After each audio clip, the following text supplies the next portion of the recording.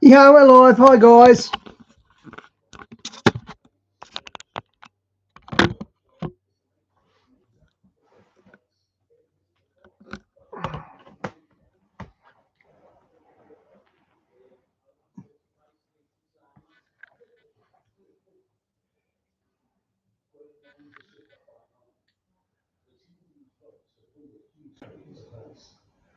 This is a view from the bunker. Now, here's Derek Gilbert. As our friend Pastor Carl Gallup said, we are living in the most prophetic age since the first coming of Jesus. How do we make sense of all this, and how do we interpret what we're seeing around us without being overwhelmed? Hey, guys. Good to see you. Welcome to A View from the Bunker. I'm Derek Gilbert. Joining us is a gentleman who's... Bas, the stream dropped out yesterday. I had to clean the computer, clean the laptop. They had some viruses in there. That's why the stream went down yesterday. Bible prophecy has been instrumental to, coming to the Lord. I encourage you to go back into our archives and take advantage of the previous conversations we've had to hear more about his story. He is a deep thinker. He's one of the first. Hey, Tracy, good to see you. Proclaim the biblical connections between the modern UFO phenomenon and offer that as an explanation for what we're seeing. His documentary, UFOs, Angels, and Gods, is available to watch for free at YouTube, and also his website, thinkagainproductions.com. And we are honored to welcome back to the program Ali Siadatan. Ali, thank you for joining us as we're seeing events unfold around us that have some prophetic significance. What exactly, we won't know until we're past them, but these are definitely interesting times. Yes, thank you, Derek, for having me. It's a pleasure to be here, and I really look forward to our conversation. Absolutely incredible events, a deep spiritual wars happening in the Middle East, and you're right that prophecy. Okay, this is 3 days old. Is best understood with hindsight, and even though it's interesting, to have some conversation about it and weigh things in the balance of Scripture. Yet I agree that we don't want to suddenly get all take a position as to this is how it goes, and a lot of people. Okay, Trace, thanks. Really, with the passage of time, there'll be plenty of opportunity on the other side to point back to the Word of God with much greater precision and explain how things did unfold. And so, but I look forward to the conversation. Yeah. Anyways, to see the events of the Middle East in the light of some of the prophetic writings of God's Word. Well, Amen. Being a Persian and having lived at least your early life in that nation, you have a unique perspective that most of us raised in the West don't have. I mean, as we look at and just to timestamp this, because this will be released about a week and a half after we record this. We're recording this on August 15th. As of this recording, Iran has not yet responded in a muscular way to the presumed Israeli assassination of Ismail Haniyeh, the leader of Hamas, that happened in Tehran on July 31st. That's pretty much still the case, isn't it? Iran hasn't really attacked Israel strongly. They've sent in some little bombs and that, but nothing really heavy yet. First, Israel has not officially claimed credit for it, but it's pretty well assumed that they were responsible. New York Times, other mainstream news agencies have tagged Israel and Mossad as the operatives behind the assassination. And there are conflicting reports over the last couple of weeks. There were some who thought that Tisha B'Av, which was August 12th. Man, you don't want Mossad on your butt. They're coming after you, you're gone. Would be the date of the response. Some are saying now that the new president, Masoud Pezeshkian, has managed to convince the IRGC and Ayatollah Khamenei to stand down. On the other hand, you've got others saying the only way Iran will not respond is if Israel agrees to a ceasefire, which Hamas has refused to do. Unless Israel stops all fighting, Israel refuses. So a lot of moving parts here, and trying to make sense of it, and especially trying to read prophecy in it is extremely difficult. But certainly one of the major nations involved in the prophecy of Gog and Magog, Ezekiel 38 and 39, is Persia. So I guess as we look at what's happening here and just try to, I guess maybe not dive into the weeds, which prophecy scholars have been doing for the last 2,500 years, how do we try to avoid the trap of getting too tied to a specific prophetic system, Great or question. trying to read too much details? I mean, this involves Iran, so this must be this event. Right. Great point. No, that's a great question. I think that as you get older and you spend more time studying the prophecies, when you're younger, you might take these positions and like die on a hill. But with the passage of time, as you see the complexity of how these events unfold, you grow in humility and patience. Um, when it comes to this particular mention of Paras, Persia, in this list of nations that come against Israel, what's interesting is that that's never happened in Israel's ancient history. Of all the empires that came to form the diaspora of the Jewish people, the Galut as they call it, starting with the scroll of Jeremiah, which initiates the beginning of the diaspora, um, what you have is the Babylonians and the Romans destroyed the temple in Jerusalem. The Greeks infiltrated it and corrupted it from within, which led, to the rededication of the temple. Hanukkah and the symbols like the relighting of the light of God. But the Persians, despite being one of the empires of the world and squarely in the imperial system, blessed the Jewish people by allowing them to, the king of Persia yielded to the decree of God to rebuild the temple and free the captives of Babylon. Another one of the kings of the Achaemenid dynasty under Nehemiah gave the order for the walls of Jerusalem to be rebuilt.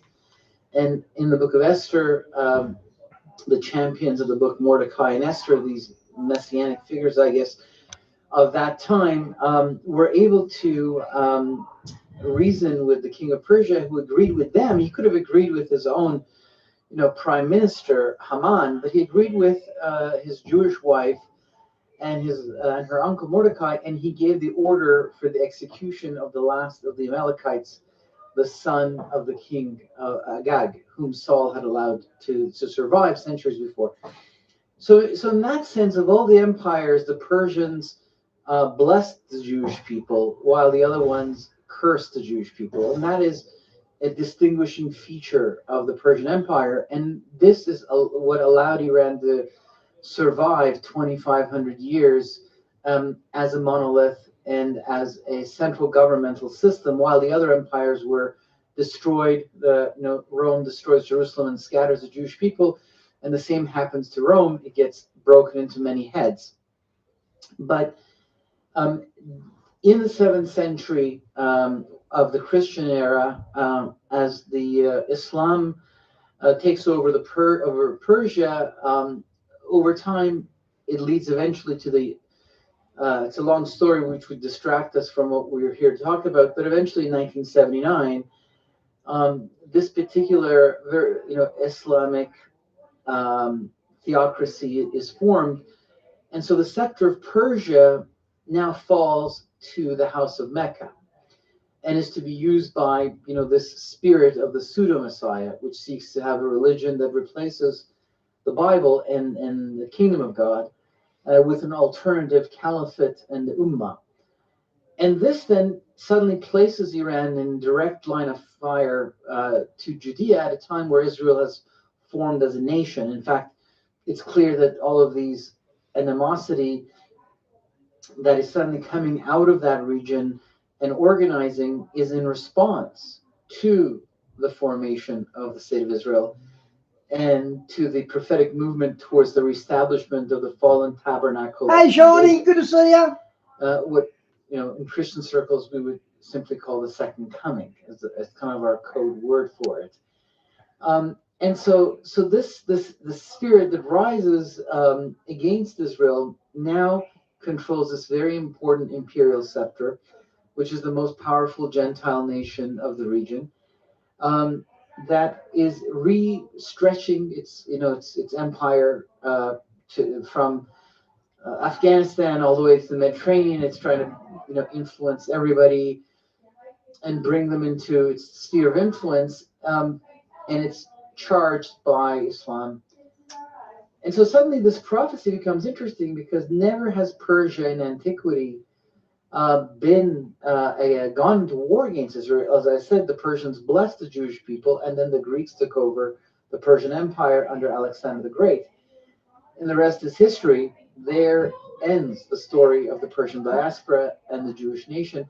For a very tiny period of time, the Hasmoneans asked the Persians for help against the Romans, and when the Magi come from Persia to worship the king, and they say to the Edomite king of Judah, Herod, whereas he was born king of the Jews, he thinks that you would think that just quickly looking. as a political from the Persian into the Roman world, because Herod had now aligned with Rome. Right. In fact, Herod was sent by the Romans to kick the Persians out in exactly. What is it, like the 40s BC? I forget exactly when. Yeah, I don't know the exact date either. But it was sometime after. Recent. Yeah. So I had not considered the political implications of that. Herod had led the Romans, who came back and kicked the Parthians out of the Levant. In fact, I've been doing some study on the Essenes, and the Essenes leading up to the birth of John the Baptist and Jesus.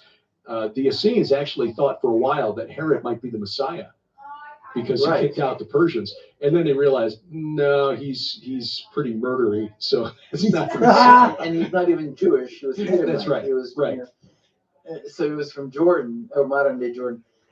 So that was another little moment between the Persians and the Jews, but that was it really. There was no ever. But so here we have a coalition of nations coming, and now Israel is a nation.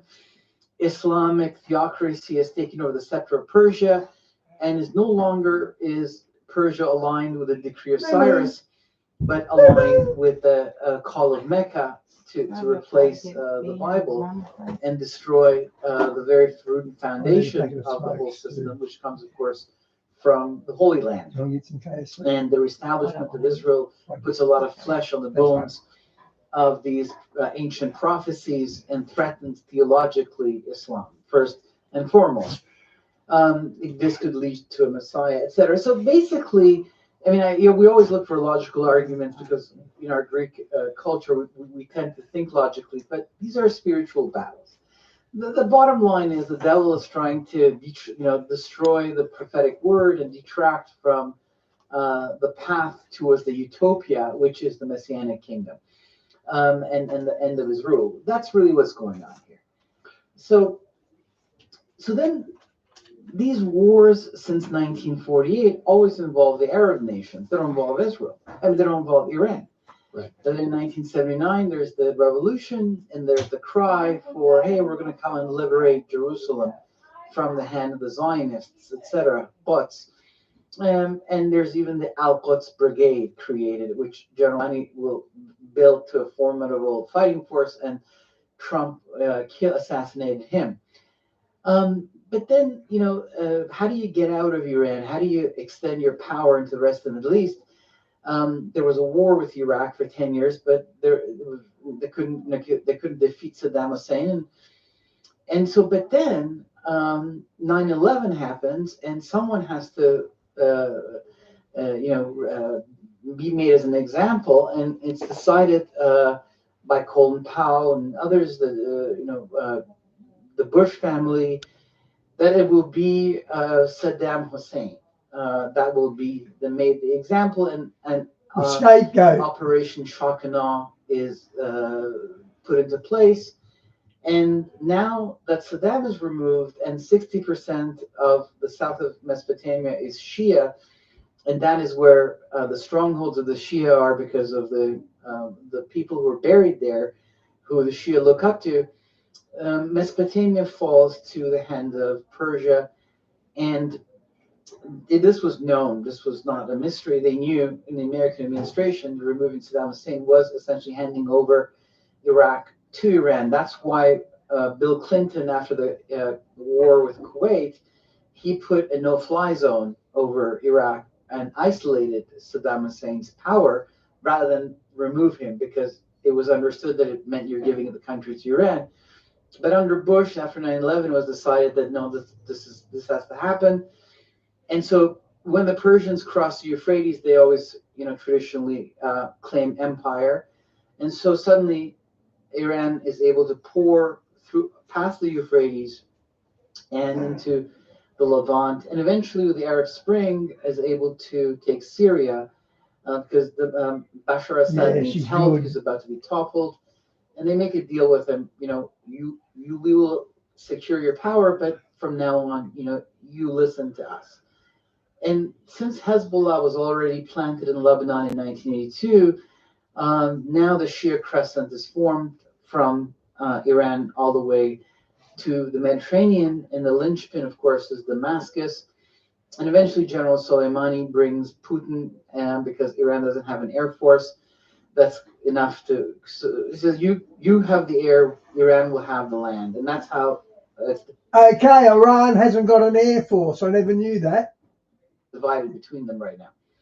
And so Putin comes and brings his jets to Latakia and parks them there, where the Alawi family, the clan of the Alawis is from, the mountains of Syria.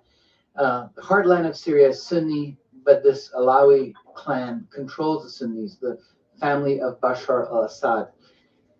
And so now suddenly this Islamic Shia imperial manifestation of the scepter of Persia, aligned with the House of Mecca, is able to reach its hand all the way much closer to the Holy Land. And then from there, the Arabs withdraw their support from Hamas. They get tired of them, and there's an opening. So Iran fills that opening and forms what's called the Ring of Fire, in addition to the Shia Crescent, forming an alliance with the Palestinians, which is an old alliance, but it was separate for a while because Yasser Arafat and the Imam Khomeini got into a dispute. But now that changed things and brought them back together. So suddenly it's possible, that to now think, wow, there could be a coalition of nations, with Iran included, that would attack Israel. And of course, after October 7th, it becomes clear that Iran is behind all these militias.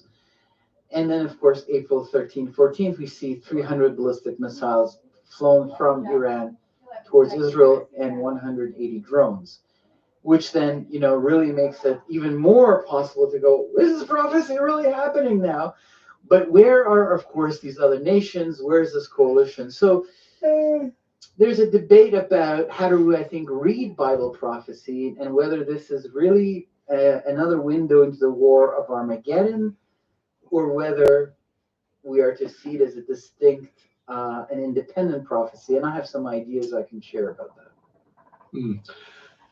We definitely want to dive into that. I want to rabbit trail here for just a minute, because one of the things I wrote about in my book, Bad Moon Rising, is some speculation on how this Sunni Shia divide would play out. I know that there are some, Joel Richardson, for one, who argue that the Antichrist will be an Islamic figure, Islamic Antichrist, Mideast Beast, I think was the title of his book. But to me, that almost seems, first of all, it seems too obvious for Christians and Jews. If you've got a guy who apparently, if you're reading Daniel chapter 11, is one who sets up his palace, or his palatial tent, I think Daniel 11 reads, between the sea and the glorious city, which would mean somewhere in Israel. I just don't see any reality where an Islamic leader of any kind is allowed to do that. Okay, maybe I'm wrong. I don't know, but it would. The other aspect of this is the fact that Sunnis and Shias don't see eye to eye on the nature of the Mahdi and the nature of the. It's like the Catholics and the Protestants, completely opposite views of how the end times will play out. Their eschatologies are different. As I understand from Dr. Timothy Furnish, whose PhD is in Islamic eschatology, essentially, Sunnis believe that any rightly guided one who can muster a big enough army can be the Mahdi, whereas Shias are waiting for the return of one whose return is dictated by Allah, and he will return when Allah wills it, not one heartbeat sooner. So Shias are waiting, it's sort of like Christians, we're waiting for the second coming of Messiah, which will happen when God wills it, not 1 second sooner. There's nothing we can do to expedite things. But there are some sects that think that, for example, dominionists, who believe that we are supposed to take over the world so that Jesus can return. That's kind of the fundamental difference. So given you've got that fundamental split between Sunnis and Shias who see each other as heretics, Right. how do we factor all of that into an end time scenario? So I think that they agree more and more on their hatred for Israel. Shawnee, half the US Navy is around the Mediterranean and around Israel and that. Half of your Navy's there. That's crazy, isn't it? And Russia has given Iran ship-sinking missiles. And you got half your Navy there, literally half your Navy. That must be hundreds of ships. Okay. And they sometimes are able to say, let's sit this out. And we'll see how this whole thing goes. As far as the actual details of how the end of days is going to happen, they're just kind of going with the flow. October 7th brought jihad to the forefront of the Palestinian issue. That's what Nasrallah said in his first speech. And now a connection is happening between the Muslim Brotherhood and the Shia Republic. That's where we are in the story. As far as they're not sitting around and comparing notes about how they see the end of it. They're kind of saying, look, you want to Hamas is Muslim Brotherhood. The Taliban in Afghanistan are not Muslim Brotherhood. The Muslim Brotherhood is put down in Egypt, but still a very important organization, as well as in Turkey. Erdogan is Muslim Brotherhood, and he's the head of the Muslim Brotherhood for the United States. And so they're like, look, you're kind of a vast organization. We have many disciples as well. Why don't we kind of work together to support the cause of this, the resistance, they call it, the Palestinian jihad? They do each have their own particular, view of correct theology and eschatology, as you mentioned. But I'm not seeing their alliance based on those things, but rather on, hey, we both have one common goal in mind here. We need to support October 7th, not let the fire of jihad die down, and continue to put pressure on Israel. So Erdogan will make some speeches out of Turkey, and the Supreme Leader of Iran will make speeches independently from his point of view, but ultimately have the same message. And even the Marxists in the West will also really echo the same talking points about the oppressor and oppressed. So they're kind of, at this point, I think that's where we are. Mm-hmm. I do think that the Muslim Brotherhood from the beginning was willing to work with the Shias. That's what it says in the founding document. Hassan al-Banna says that you can work. Hillary Clinton had something to do with creating the Muslim Brotherhood. The Shia. Khomeini, the founder of the Islamic Republic of Iran, as a young man, was taken to Egypt by his teacher to meet Hassan al-Banna, the founder of the Muslim Brotherhood. That inspired him. His expansionist form of Islam inspired him to create eventually this Islamic Republic. And many people will argue that his understanding of Islam is much closer to the Sunnis than traditional Shiism is. So for me, first and foremost, hey Phil, good to see you, mate. When you have a language like, let's say you speak Spanish or Chinese or something, and then you learn English, you have an accent, and that accent comes by the way that your tongue has already been shaped because of the original language you speak. That's why all the French people have the same English accent, and all the Chinese people have the same English accent. So what has shaped the region's foundational topography is the battle between the Persians and the Arabs. Because the Persians controlled, all the Middle East. The Sasanian Empire was actually a re-emergence of the Achaemenid Empire until the 7th century, when the armies of the Rashidun Caliphate, the immediate disciples of Muhammad, came and scissored the Persian Empire. They took over Iran. Iran eventually pushed them out and reestablished Persian language, and dominance, and kept that Islamic religion, though it stayed. Yeah. And then they kind of redesigned Islam. It's called the Second Islam, or Persian Islam, and that is what led to the Ottoman Caliphate. The Ottomans adopted this Persian Islam and made it their own. And then the Persians had the bodies of knowledge from Mesopotamia that existed in Persia, the different sciences, and that led to what's called the Golden Age of Islam. And so the Persians set up a capital in Baghdad, because it's always from Babylon that the Persians can control the heartland of the Middle East. And that's why today they need Baghdad as well. So the Persian struggle has been to reassert domination over the Middle East that was taken away by Muhammad's caliphate system. That is the foundational battle between the Persians and the Arabs. In the 16th century, a Persian king of the Safavi, that was his last name, the Safavi dynasty, he decided that in order to separate Iran from the Ottoman Caliphate, distinguish it, and protect against the Russians that have come from the north and the Portuguese that have landed in the south, to bring the tribes together, he wanted a new identity, and he was part of a very tiny sect called the Shia, who neither collected tithes nor had theological seminaries. He then made a decree saying the Shia will now become the religion of his kingdom, and it took 200 years for the whole country to transition from Sunni to Shia. In the 18th century, in the 1700s, Iran is considered finally a Shia nation. But the Safavi, his dynasty, struggled with the Ottomans and with the Russians. So the Iranians would have had a battle with the Arabs, even if they were Sunni, because they consider themselves to be a distinct and superior people, the truth is, and lords of the Middle East, and an imperial system. That's part of the Persian worldview and blood, I would say. The goal is to simply influence the Middle East in a benevolent way through culture and science and good things, rather than dominate and try to form empire constantly. But it's like somehow when you're put in the statue of Nebuchadnezzar, you got this thing inside of you, must form empire.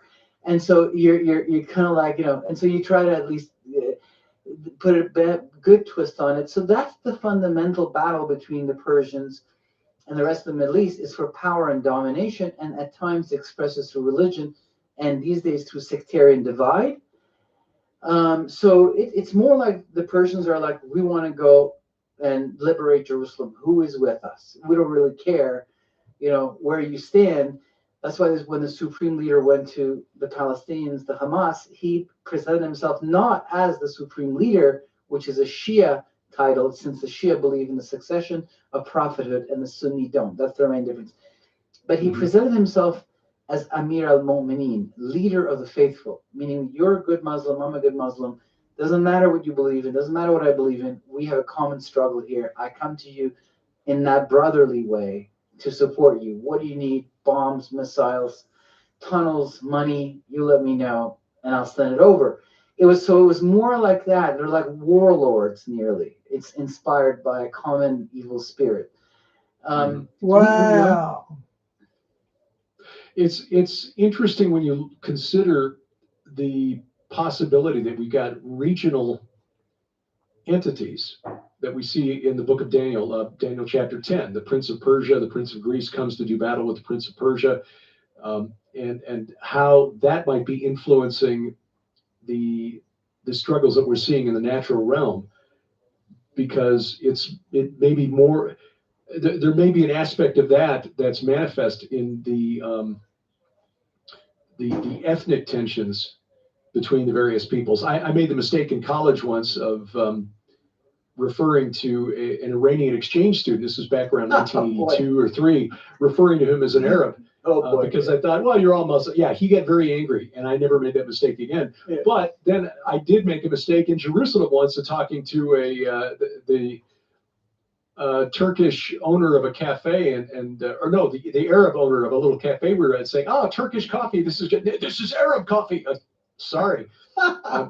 So we in the West don't understand that there are some other aspects to this conflict, even though there are people groups that appear to be allies at this point, who when they achieve or they think they'll achieve their goals, then suddenly there's no more enemy of my enemy to make us friends. Then there will be another Fight for round of power. conflict. I don't think God is going to let Jerusalem fall, but there are prophecies that there will be an ultimate struggle at Jerusalem. That's what Har Moed, the phrase transliterated by John into Greek is Har Magedon, Armageddon. Har Moed, the Mount of Assembly, that is God's Mount Zion, the Temple Mount in Jerusalem. That's where the final battle will be fought. But certainly other significant areas in all of this. And it is interesting that we see these different groups aligning. Just as here in the West, we can kind of laugh at, say, the Queers for Palestine. It's like, do you really understand how you'd be received if you walk the streets of Gaza or Ramallah? The only thing that unites them is their hatred of God and his Jewish Messiah. That's it.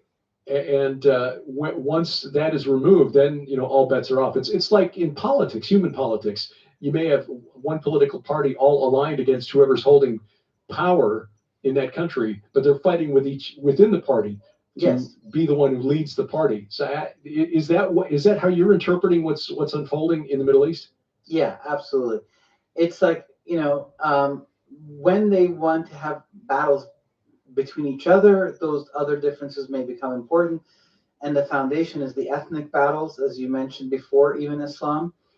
And then within Islam, like the caliphates versus Iran and the caliphates versus each other, the Turks versus the Egyptians versus the Persians and the Arabs. But when it comes to the apocalypse and, the Prince of Persia kind of leading the charge, then it doesn't really matter. The focus is on Jerusalem, and the Middle East gets divided into two, really, those who want to go to war with Israel and those who don't. That's it. And so I think that what we're seeing here is the rise of that kind of a spirit, and we're seeing it in the West as well. Anti-Semitism, as it's called, if borrowing language from the German Nazi period, is at a global high. We haven't seen this since the 20th century at this scale, where the parliaments of the world and aspects of the Democratic Party and professors within university systems are echoing the same exact talking points that is coming out of the mouth of clerics, but not with the Islamic lingo, but ultimately exactly saying the same thing. So you really can see when it says in Zechariah that all nations will gather against Jerusalem, you can start to see that there's a common, spirit, the spirit of the anti-Messiah ultimately, and it can come through powers and principalities, through evil spirits, and through the devil himself. I mean, there's the topography of the dark world, but ultimately it is against the Holy Spirit, which proclaims that the king is on his way. And this battle is, of course, against him at the end of the day, because he sits on the throne and he summoned his people in expectation of his return. And so to break the word of prophecy and cast the Jewish people out, which won't happen, as you said, is to push away the second coming and prolong the age of empire. So that's the strategy of the enemy. So I think that this is a spiritual battle, and I think that's why it's recorded in the Bible. There are these prophecies, because God is not shifting gears and suddenly talking geopolitics. God is staying on track with a plan of redemption, which is the heart of his story.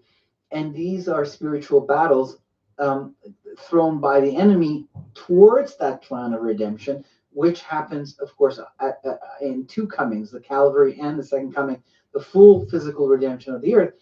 Therefore, these prophecies are important, to challenge that second coming. That's why they're there. That's why these wars are mentioned. They're not normal wars.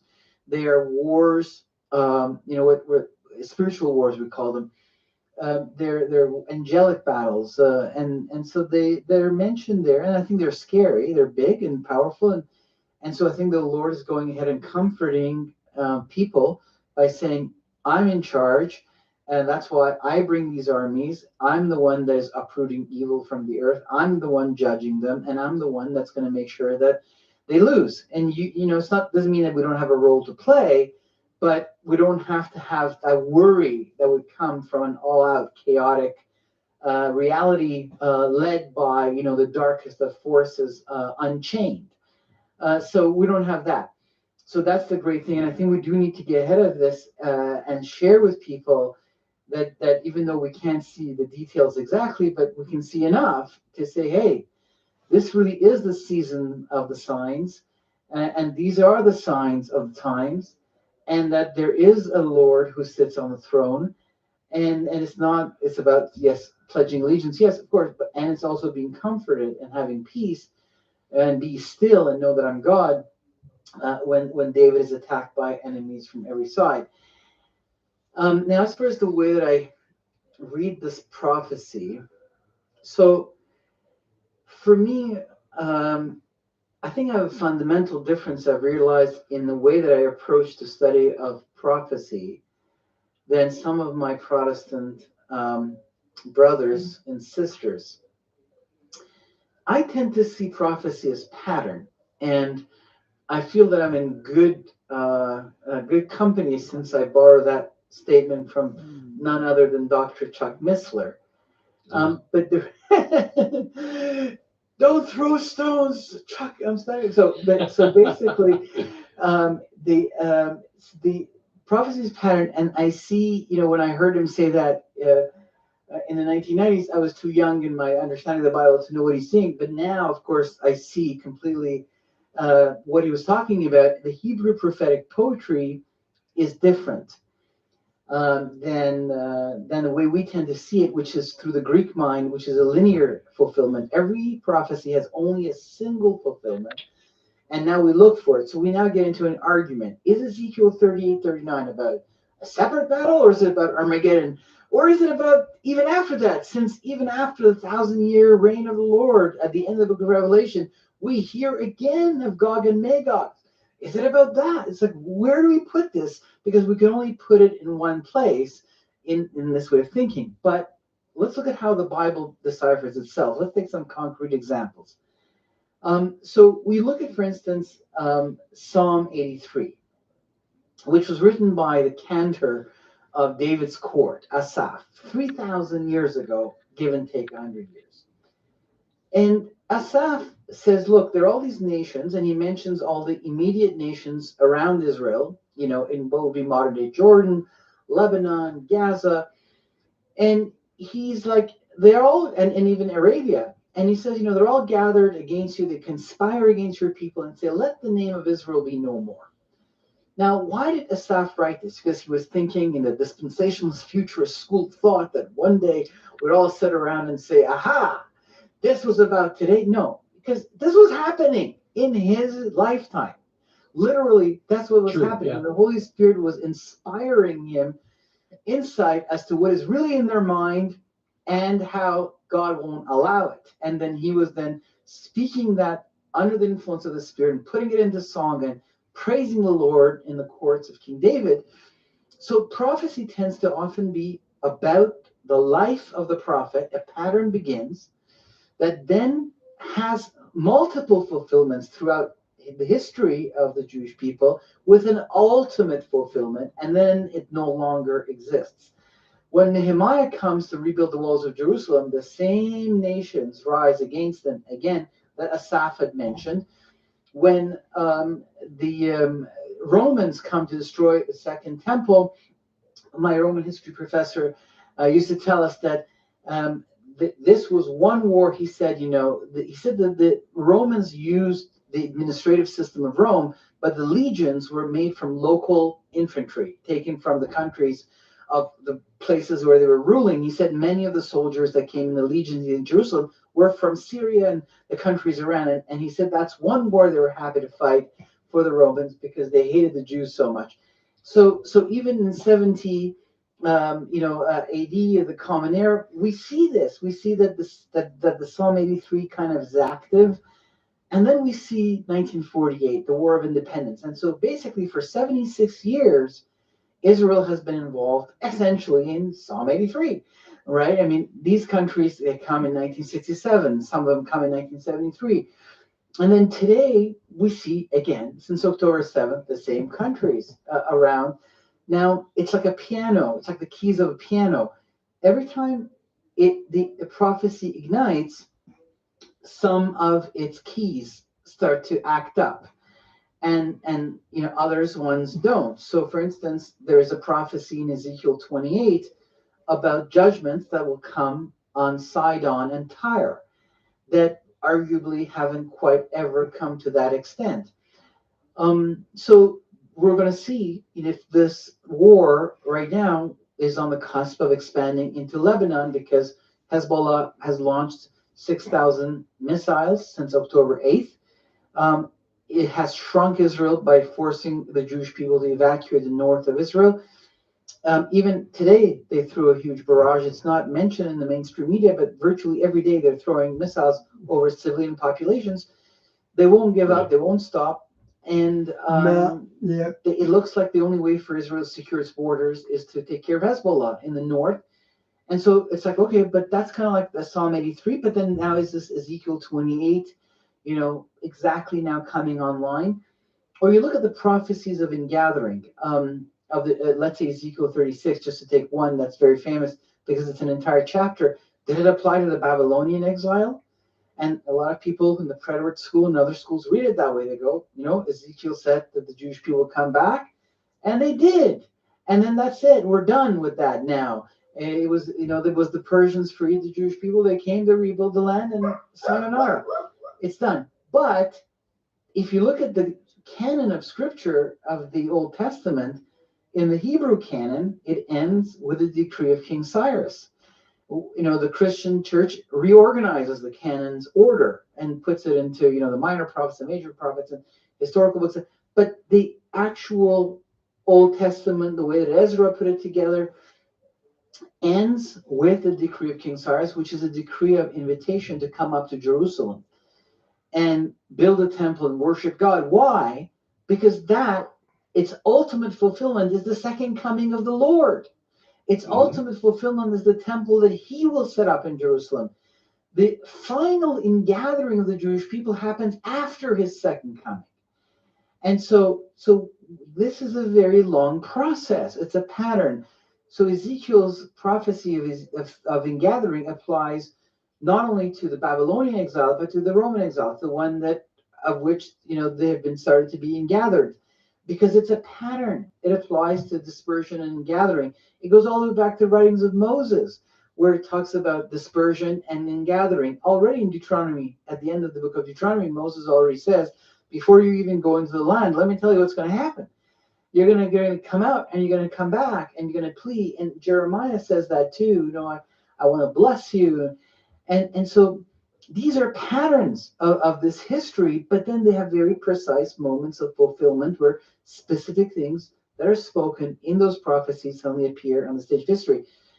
When the Lord says out of Egypt, when Matthew says out of Egypt I called my son, you look at that passage and you go, well, wait a second, this is about Israel. It's not about Jesus, but Matthew, under the influence of the Holy Spirit, is applying that to, the Messiah. Why? Because the pattern, Abraham goes to Egypt. He goes down to Egypt. It wasn't a good time of his life. The rabbis argue the word down means it was a negative moment. It was a spiritually low point. And he, of course, lies about his wife. And so then Israel follows the pattern. Israel goes down to Egypt, and that ends up being good, but then ends up being bad. It leads to slavery. Yeah. And then, Abraham comes out more. It's going to be a year or two, Shawnee. We're very close to it, aren't we? Blessed. Israel comes out more blessed. The Lord goes down to Egypt, after his family is running away. They go and live in Alexandria, where there's a huge Jewish community, and Joseph gets a job. And then he comes back, to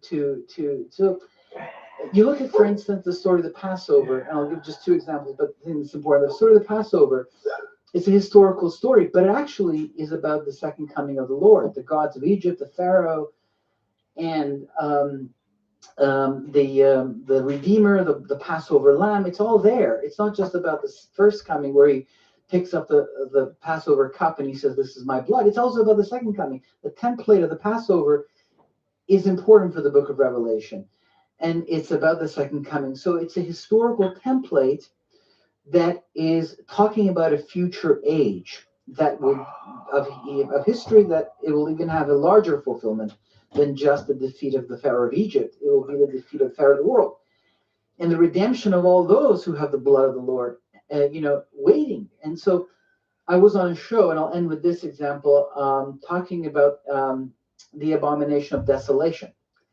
And I explained, that the story of Antiochus Epiphanes, which is originally what that abomination of desolation was about, gives us a huge amount of detail and insight about, the Antichrist, since the Lord ends up explaining that this wasn't just about the past, but it was also about the future. It's a pattern of biblical history that we are to draw from to understand this son of perdition. And when we see the abomination of desolation, this is another term for this, Antichrist, Assyrian, son of perdition, man of sin character. And I was on the show with another gentleman who's actually, also a famous Beautiful Bible scholar, morning, isn't it? and prophecy scholar. And he interrupted me. He said, No. The Jews thought that was about Antiochus Epiphanes, but the Lord corrected them and made them understand that this is about the Antichrist. And I was like, no, that is again, that's not the way the Bible was read, neither by the Lord nor by his disciples, and was not how it was read. So I bring that thinking of patterns into my understanding of Ezekiel 38:39.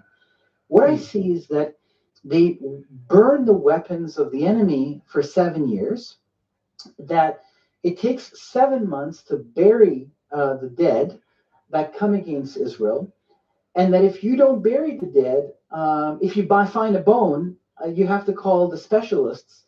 And Chuck used to speculate that if there's nuclear radiation involved here, this to me doesn't sound like the Messianic kingdom. This to me doesn't sound like the kingdom of Jesus, where he's on the earth and they're burning weapons for 7 years. I'm not saying it can't happen. What do I know? The Lord might be like, hey, this is in memorial. I want my enemies to see, to burn the weapons. But so I don't want to again, as we said from the beginning, we don't want to have an adamant, we're just talking. But to me, this doesn't sound like the kingdom of the Lord. It sounds like the kingdom of the world, with burials of dead, the wet burning of weapons for 7 years.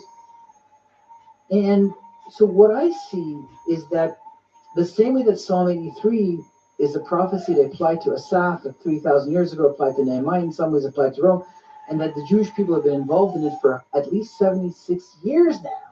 And the pattern gets reigniting, the cinders get flamed again, and boom, the same nations suddenly you must kill the Jews, and off they come.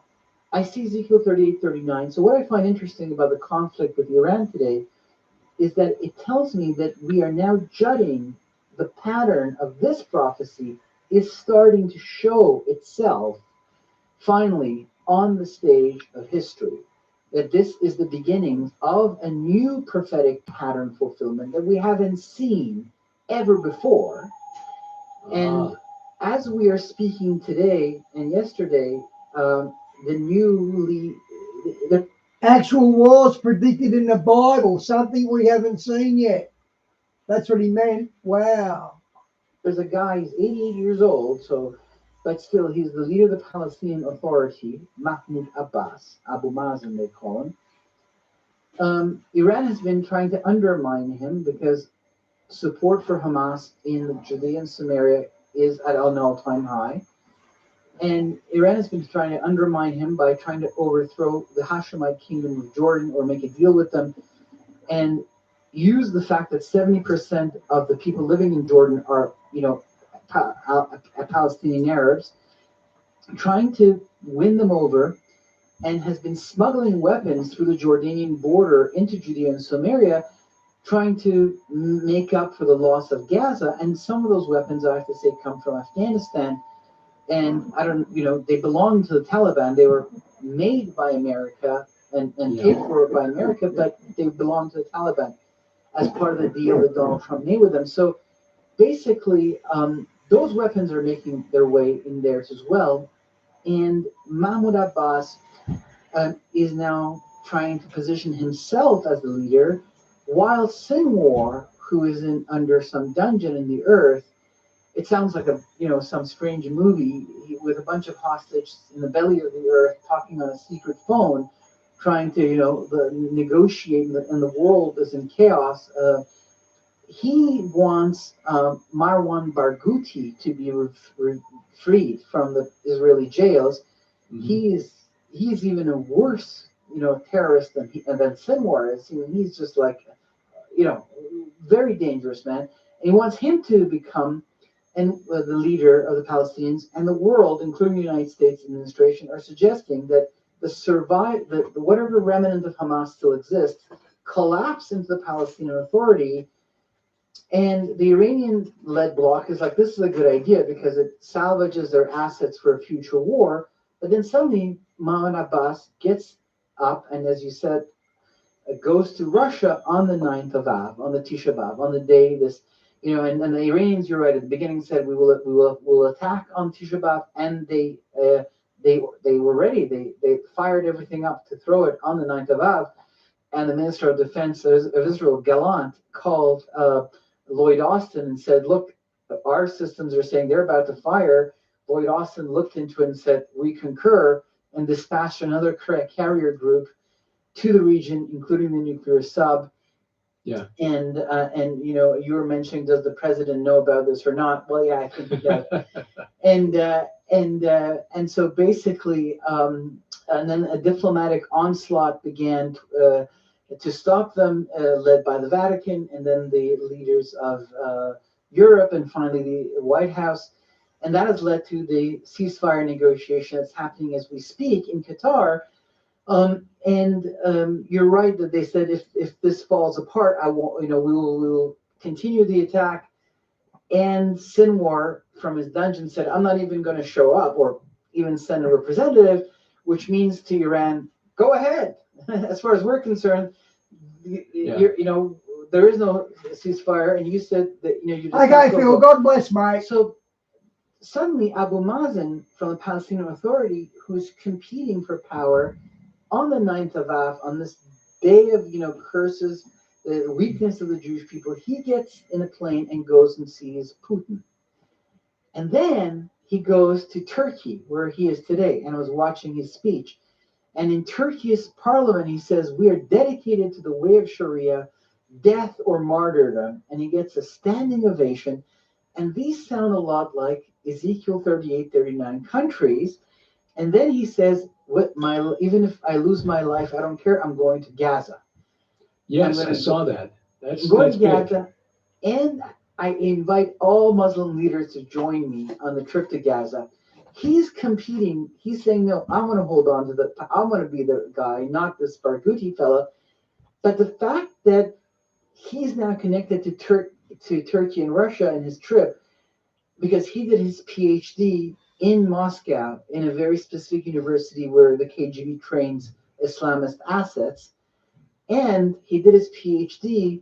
His thesis was on the Holocaust of the denial of the Holocaust. He said that the Jews, the Zionists, not the Zionists as we know, but the imagined Zionist conspiracy, the Zionists and the Nazis conspired together to create this Holocaust myth.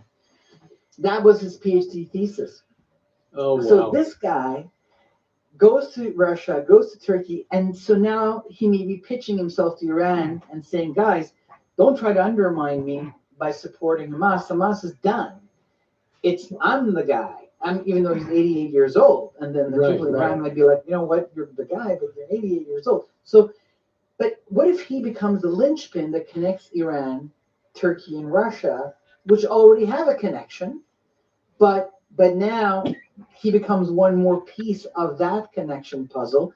So even though the next war is definitely with Hezbollah in the north, and Iran is not ready to attack yet, Yep. and they're building their military forces and regional alliances, and they want to have national allies. Like, they don't want to have just a bunch of militias as their friends. Like, they're not counting on the Yeah, Shawnee, apparently it's in Turkey. I think that's right.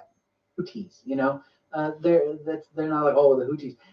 They're counting on Russia, on Turkey, on bigger muscle to accompany them. So we're not there yet, but we are suddenly, for the first time, out of this war, seeing the pattern emerge. And it says that Israel will be secure it will be living in the town of secured villages. So we need to see that Israel not only destroys Hamas, but also takes care of Hezbollah and secures the borders. If Hezbollah were right now to be defeated, there would be really no big threat immediately around Israel. No militias would be left, and Israel would relax, and would move back to these towns and villages. And now these guys might want revenge. These guys might want, plunder. And now we see that Russia has been cornered since the war with Ukraine and has been pushed deeper into that block. And Iran and Russia have started to have more and more of a military cooperation, as far as Iran has become part of Russia's war for creating drones for them. And Russia is now supplying bigger and bigger weaponry to Iran in response to the war it has with Israel. Yeah, Shawnee, I wondered what you meant by uptown. Just yesterday, a new giant airplane arrived from Russia. We don't know what was in it, but last time it came, it brought jets with it. So we don't know what it brought with it this time. They've asked for the S-400. There's some news says they have received it, others I don't know, but they only have the S-300s, and they have created their own version of it, but they need the S-400s to match some of the international norms of ground-to-air defenses. Right. So, and the Iranian policy is no longer the JCPOA. It's a combination of military pressure and diplomatic communication. That's what they just announced. The foreign minister just announced that their new policy was a combination of military pressure and diplomacy. Hold the world hostage with the threat of war, and then negotiate from that position. So this war is not going anywhere until these guys are toppled, if we were to think in the natural. And these patterns. So I think that, first of all, I see that, like Chuck used to say, Psalm 83, he used to say, would be the trigger to Ezekiel 38, 39. Mm-hmm. And if you were to hear alive to see that one more time. So now, once this pattern is coming, I see it double fulfillment, meaning that I see it like these prophecies that have more than one fulfillment. I see that they will have one war with Israel, like Psalm 83 has had these many wars, and they get defeated, and God gets glorified inside of his people, as many Jewish people are already turning more to God under the pressure of this. And then there's a period of reprieve, and then under the Antichrist, one more time, these nations, the fans are flamed, and the fire rises, including, maybe that's why 2 chapters repeat the same story. It's a 2-chapter prophecy, 38, 39, mm-hmm. and each give a difference. And that's why I see that there are actual statements and sentences in this prophecy that matched the Battle of Armageddon in the book of Revelation. The same sentences are repeated. So definitely this is a prophecy that will have a final end time Joel, Zechariah, Revelation fulfillment. But at the same time, that's what I was wondering. What's an uptown church? It takes time for the pattern to emerge. They have a go at it. It's kind of like one fulfillment as the engine is turning on. It leads to one glorification of the Lord as he calls his people to himself. And then it happens again on, under the same that Ezekiel 36 has happened twice now, not once, or Psalm 83. So that's how fundamentally I see it, prophecy's pattern. And that's why I'm comfortable in focusing on this now, and yet holding on to it into the war of Armageddon, rather than it has to be now or then, one or the other. Gotcha. That makes a lot of sense. And again, people hearing this or seeing this may think, well, this is really, really scary times. But again, as Carl Gallups has said, We love quoting Carl because he's very wise. As he commented the morning after the presidential election in 2020, the Lord did not slap himself on the forehead and say, boy, I didn't see that coming. All of this has been foreseen. And while we see into that realm, as Paul wrote, as though into a glass darkly, meaning we're looking in a mirror, so everything's backwards, and it's in a darkened room, so it's insufficiently lit. We don't see it all clearly yet, but we will someday, which is why I said we won't understand it perfectly until it's behind us. But that makes a lot of sense. The already but not yet fulfillment.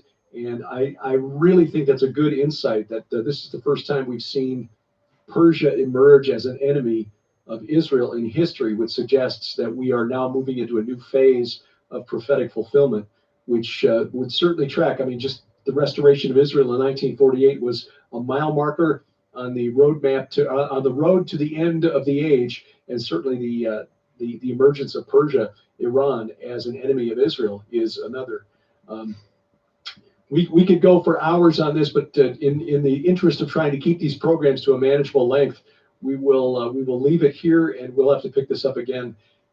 These are always fascinating conversations, Ellie. I really appreciate your scholarship and your willingness to devote some time to our audience here. Again, Ali Siadatan, his website, thinkagainproductions.com. Ali, thanks for joining us today. And follow me on my YouTube channel. Thank you. Just double click on the documentary you'll see on my homepage. Thank you very much for having me there. Till next time. Bye-bye. You bet. Check the notes below this podcast, whether you're watching or listening, for the link to Ali. Okay, I'll show you something, guys. This is really funny.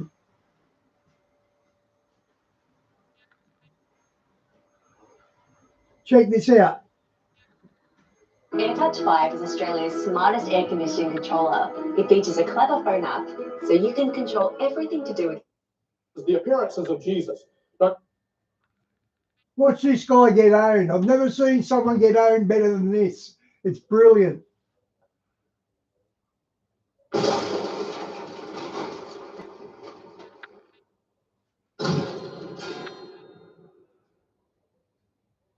okay, now, as for the experiences, the appearances of Jesus, Dr. Craig said that I deny these. I do not. I do not deny that the disciples had an experience which they interpreted, which they took as being an appearance of Jesus.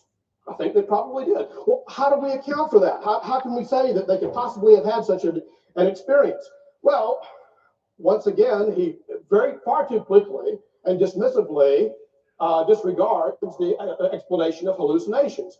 I was just simply reading the Encyclopedia of Psychology recently. It says that 1/8 to 2/3 of normal human beings experience waking hallucinations. Now, one of the standard characteristics of many hallucinations is that they seem extremely real. So very many of these experiences, which occur, as I say, to a very considerable segment of the population, seem extremely real. These cases have to be assessed on a case-by-case basis. You can't dismiss the resurrection narratives on the basis that some other spurious miracle stories have occurred. You have to assess each one on its own merits. And what I fear from your response is that this watchword, extraordinary claims require extraordinary evidence, is really just an excuse for an a priori rejection of the miraculous, because you didn't give any sort of evidence that would satisfy you with respect to one of these extraordinary claims. It made it sound like, to me, you were saying that nothing would convince you. Oh, no, all sorts of things would convince me. Well, with respect to the resurrection, though, I mean, you even said if there was a video camera, you'd say it was a fake stone that was rolled away. You know, I mean, what sort of would be the more reasonable hypothesis? But see, that's what I fear. It is. It's just an a priori rejection of the miraculous here. You're not. There isn't any kind of literary testimony, historical testimony that could convince you. So once again, these extraordinary claims require extraordinary evidence in no way implies a bias against the supernatural. It's simply an application of a rule which we use in our daily lives. But you're saying that when you say extraordinary, really what you're saying is no amount of evidence could convince me of these extraordinary claims. Sure it would. If tomorrow morning, immediately after breakfast. Watch him about to get owned.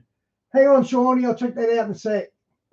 Suddenly there was an earthquake, and a silvery light shone in the sky, and the leaves dropped from the trees. And I dashed outside, and there, towering over us like 100 Everest, was this giant figure with lightning playing around his Michelangeloid face. And he pointed down and saying, "Be assured, Keith M. Parsons, that I do in fact exist, and I'm sick of your logic chopping." Dr. Craig, I would join you in the pew of the church, in the front pew of the church next Sunday. You go into the question and answer period. We're going to go to the question and answer period, so we go into the microphone. You don't think that you would have said, "Oh, I was having a hallucination"?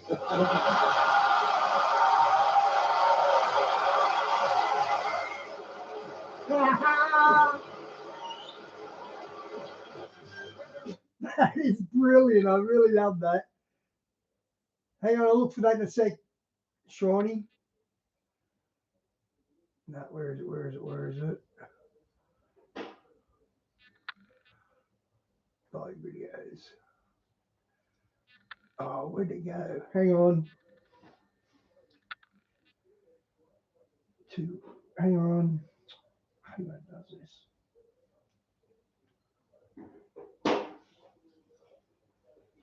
Live videos.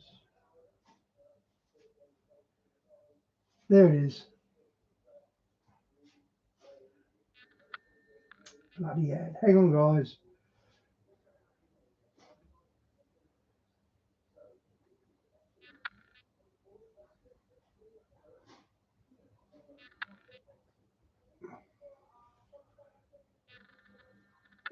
To bring them to Christ, fantastic. And at the same time,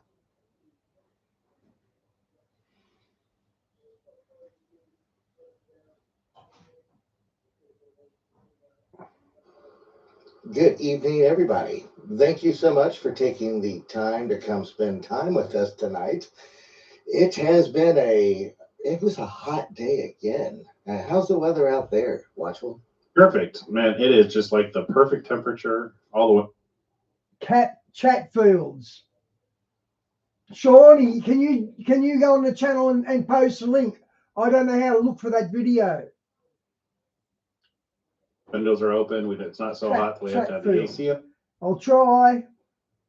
on. It's not so cold that we have to have a heater on. It's one of those perfect summer days. I spoke too soon the other day. Typical Georgia. It was starting to get cool, and then it went full blown. It went full blown oven. And not only did it not stay cool, it went hotter than it's been before. But it's okay to be expected where we're at. Sometimes it's cold, sometimes it's extremely hot. Yeah. So what'd you do today? Just getting stuff done. Yep. Just working on some programming, getting things done. Yeah. Man, the deep state, everything is going the wrong way for them. I got the channel. I'm just looking for the video. Something that Kim.com posted on X, and just let's say it seems somewhat concerning, to say the least, because they're cornered. Hi, Diane. Good to see you. Tracy said you'd be a bit late. Nothing is. Johnny, he's got like something over 1 million subscribers. I'm not sure if he copyrights. I don't want to do 3 hours and just play a 10-minute video and get copyrighted. So I'll do a copyright show tomorrow. And I'll play it then. Sorry. Going as planned. They've lost control of the narrative. They no one is watching mainstream media. If there is people watching mainstream media, it's their own folks. The message is completely out of control for them. They failed to eliminate their head rival, and the current pick that's going to attempt to debate him. Let me check that out. He has no chance. She wiggled out of debate, but 45 is still going to show up. So and Fox is still going to host it. So essentially, when the day of the debate comes, he's going to be standing on the stage. And she can either show up or, it's, I mean, that's, if she doesn't show up, that's a pretty big default against her. So I say all that to say this, that it would not surprise me for a massive false flag event. You know, all their ace cards that they had to play are, Pelosi actually says that. Wow. their luck has run out. It's not even the luck, it's I think it's even spiritual at this point. Shawnee, I'll play it tomorrow, definitely. He looks like he's got a lot of good content, so I'll play him tomorrow and keep an eye on the copyright. You can't beat God. And clearly. So once I hang up, if I check the laptop every hour or so, it'll come up copyrighted because it doesn't come up as soon as I finish a stream. Sometimes it takes a few hours or even a day. So I'll do that tomorrow. It's he holds the king ace card. So they're holding one ace card in the bag, and that's the folks that have come here over the border. Not sure what to expect, but just know that they're not going to roll over and just say, here's the keys. I just don't see that happening. What's your thoughts? No.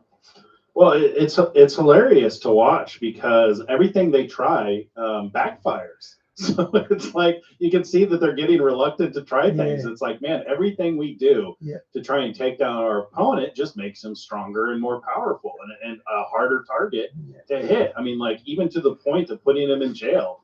I'm wondering if they're even gonna, because there's talk of putting him in jail right now. I'm wondering if they're gonna go through with it because that's just the more you keep this stuff in the forefront of people's mind, they know what's going on. So you're not fooling anybody. So just by placing him in jail ain't going to stop him from, casting that vote. So it's just like, if she doesn't, I can imagine she's in between a rock and a hard place now because she has to know she cannot win a debate. She cannot be persuasive enough on stage with that man in order to, Okay, I'm just going to say, wasn't Camel Toe a prosecutor? Wasn't she a prosecutor of the law? If she was a prosecutor, surely she knows how to debate.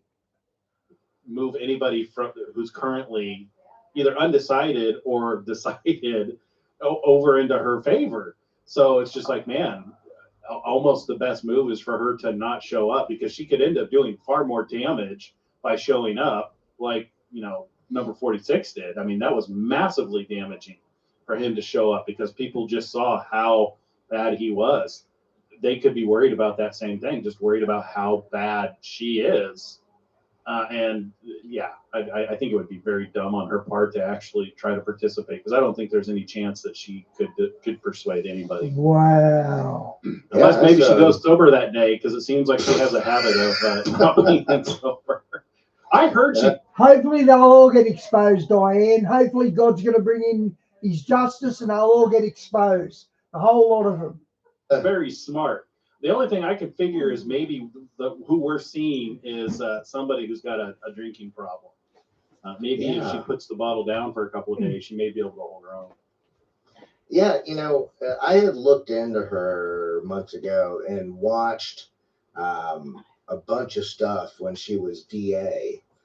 And when I saw her in the courtroom arguing and debating with the other attorney and with the judge, I mean, she was sharp and on top of it. Now,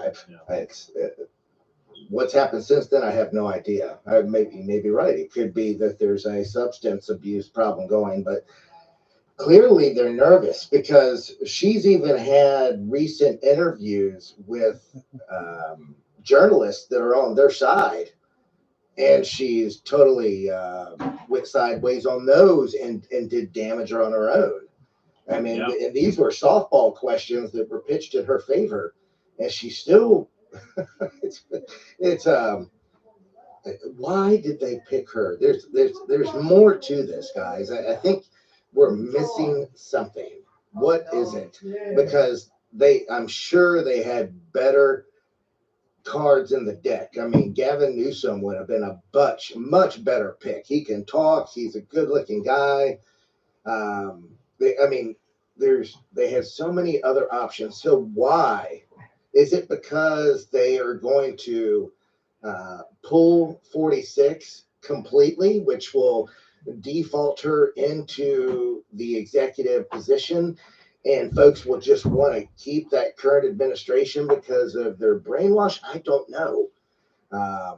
Because the downside with Gavin Newsom is the track record for California. But for some reason, half of the country is completely, well, maybe not even half, but they just seem so deceived. I see people like that John Lennon or Lemon guy talking to other folks. It's like the economy is the best it's ever been. I'm like, what? Who are you? What? And people believe this, for entertainment. I'll put The View on in the morning just to see how bad giggle, it is. and the amount of absurdness that falls out of their mouth is, I don't even know. I can't make heads or tails of it. So why are they holding on to her? What is it? You ever watch those TikToks of they're like doing interviews in different parts of the country, like who are you going to vote for and why? And anybody who says that they're going to vote for the current administration never seems to have a reason or a very good reason for why they're sticking with this administration. Either they just completely avoid the question of why, or they make up like some bizarre answer like she brings joy or they bring joy. Yeah, do you remember 2 Chinese generals were caught on hot mic saying Gavin Newsom has told them that the military's going to be stood down all the way to the Rocky Mountains. So he's a collaborator. And it's just like, what? You call the current situation the world is in joy? I mean, like, I guess if you're demonic and you think you're winning something, maybe. But when you hear people who are like, why are you voting for the previous administration? And they always have clear that, you can tell they've been red pilled because they're like, well, it was times were much better during his administration, or I like his policies, especially, his policy on winding down wars. He's been very vocal about, as soon as he is elected, but not even in office, as soon as he is elected, he'll be making calls because Newsom and Pelosi are related. No way. And he has the legal authority to actually make calls and start negotiating peace treaties and peace deals.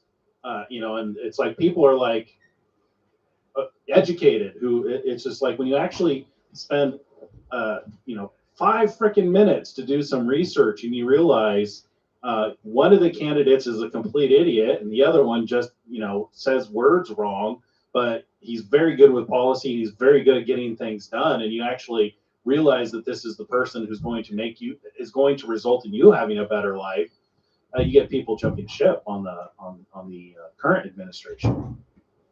Yeah, I think also the reason why none of these wars have gone full blown yet, and knock on wood, but I think that all of these different countries, including Putin, they know that if 45 is back in the house, that he's going to bring peace to the region. So I think that's what a lot of them are banking on. But just to watch the madness and the deception is it's alarming in a way. And what's happening in the UK is now starting to spill into here. I have some stuff on X that I'll pull up, but essentially a gas station in New York, a 7-Eleven, it got taken over. They robbed it. Beat up the folks there, and then just totally ransacked it. And police didn't do anything. Like, they took it over. There was people just walking in and out, holding big bags of Doritos. And today, let's see if I have it right here. There was a liquor store that same thing happened. They literally Diane, 30% fatality rate. That's pretty high. Took it over, except at this one, the guy pulled out and brandished a weapon. And then they, right here, pulls out a handgun. They took over this liquor store right here. Wow. Yeah. And this is stuff that we were seeing in the UK. And now we're seeing the takeover of places and this insane violence Look at him, in he our looks like a country. toad. Luckily, Check him out. Doesn't he look like a toad? Look at him, Soros. and I'm sure I don't speak for everybody, but those of you who are in red states or in the South, or your odds are a little better. I would be extremely nervous, and I hate to say this for folks that are living in New York or living in LA, Texas, Chicago, Detroit. Their police departments are compromised. They have been advised and told to stand down. I can't even imagine. As for example, I'm friends with most of the local sheriffs here, and Shawnee, 40% of Russians' army are Islamic. That's why he done that. their policies, they stand firm. They're not going to, none of that's going to fly here in Georgia. It's not going to fly. There's going to be a big pushback. Plus, the 3 or 4 states right here in this area, Tennessee, Alabama, Georgia, all the citizens, they're packing and friends with the police. So you have, in a way, local militias that work with law enforcement. Whereas up in New York, Detroit, Chicago, LA, the citizens are not working with the police. There's a clash between the cultures. So it's really sad to see, and I really pray hard for the folks that are stuck in these areas, because some folks, most folks, like all of us, the economy has not been the best, and I'm being really nice about the way I say that, but we don't have the luxury of just picking up and moving. So it's a tough position for a lot of folks. Well, and you reminded me of something that I hadn't really thought about in a while. One of the things that makes the United States so strong is because of the decentralized power. Is while we may be under federal rule, but in the event of a collapse, in the event that the federal government can't protect the country anymore, each individual state is a stronghold. They have their own independent leadership, they have their own military, they have their own security forces. So it's much harder to take down because of that decentralized strength. So you want to be in an area where you agree. He just said each state has its own military. Is that right?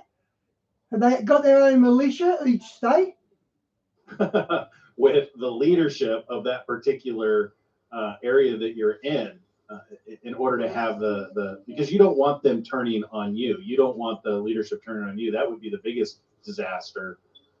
It's terrible the way that they're allowing people into the country as a whole, which is a big part of the problem. Is we have these unknowns who we're confident are criminals.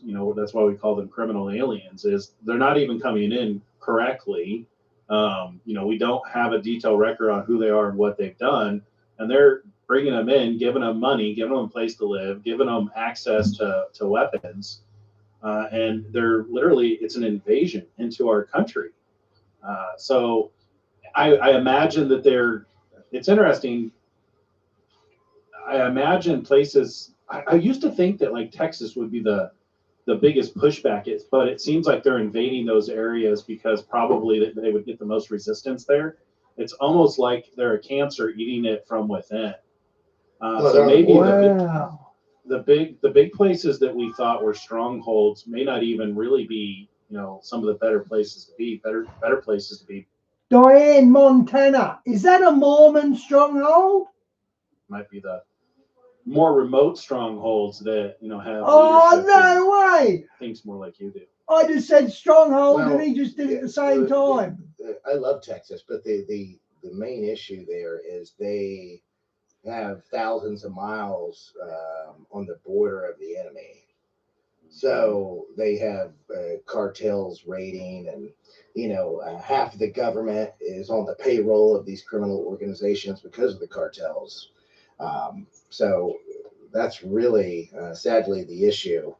But you're right. It's being out in a place like Kansas is probably the better idea. Some of these places in the Midwest. See you, Lise. Yeah, some of these more remote places that have So, yeah. leadership that agree with you, who because a lot the areas that have leadership that agree with you also tend to have stronger security forces. They were less likely to fire their police officers for refusing to submit to certain medical treatments. You know what I mean? So Right. many areas lost really good police officers and military because of that. They Yeah. swapped out the ones who would stand for freedom for the ones who would just get in line. In these Sorry. areas. Yeah, no, it's Yeah. okay. But you know what I mean? So it's just like a lot of these areas, they swapped out the people who actually had some virtue and integrity for people who had no virtue and no integrity that would just literally get in line. It almost seems like that is part of what the first 3.5 years that we went through accomplished. It definitely caused some separation between those who would stand on morals and justice and those who didn't care about morals and justice but would just get in line and do what they were told. So make sure you're in an area that's not full of people who just got in line doing what they were told.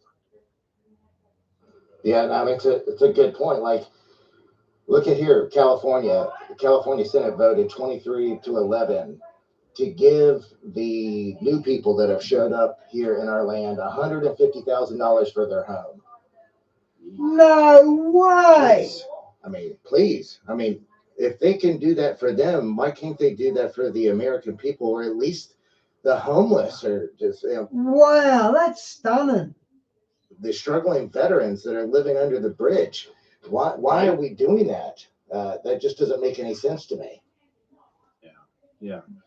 I was really blessed. We went down to the farmers market last weekend and noticed that they're actually, I don't know, it's almost, they're not doing enough, but it was nice to see that they're actually doing something. They're building these little tiny homes in these areas for the homeless.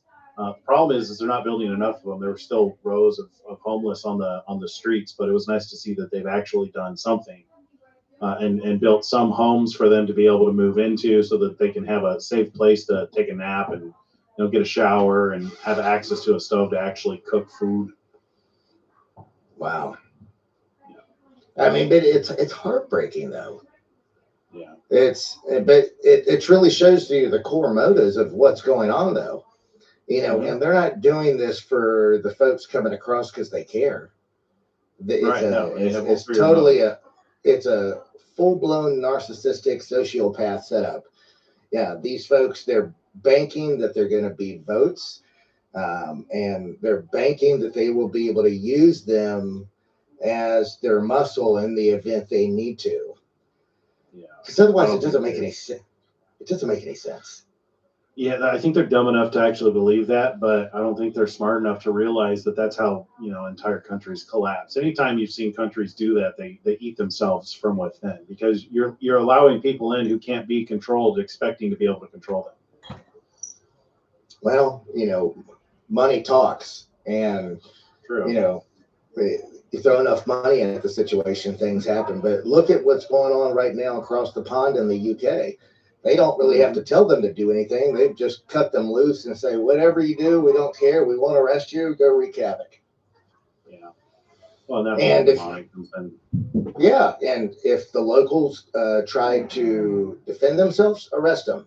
If they complain about it, arrest them. Yep. It's totally a mess. But here's one thing that I found interesting is that the guy from Telegram, they arrested him. But it bit them in the butt. The French government, who arrested him, Pavel Durov, if I pronounce his name correctly, they lost $17 million over that arrest because the UAE, where this guy resided and was a citizen, canceled a deal for 80 fighter jets because of that arrest.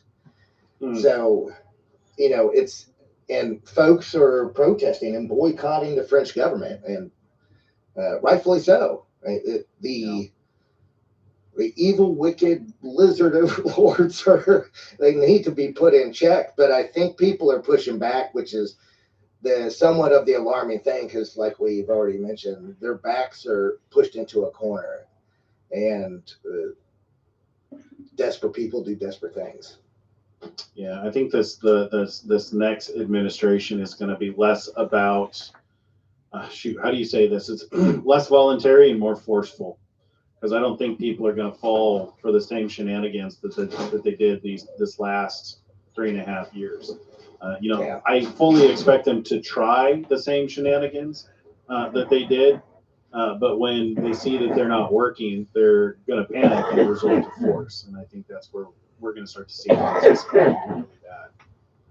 Well, the good news is we have the ace card on our side, and it's not something to be really too concerned about, as we just put our faith in the Lord, and we know how this ends.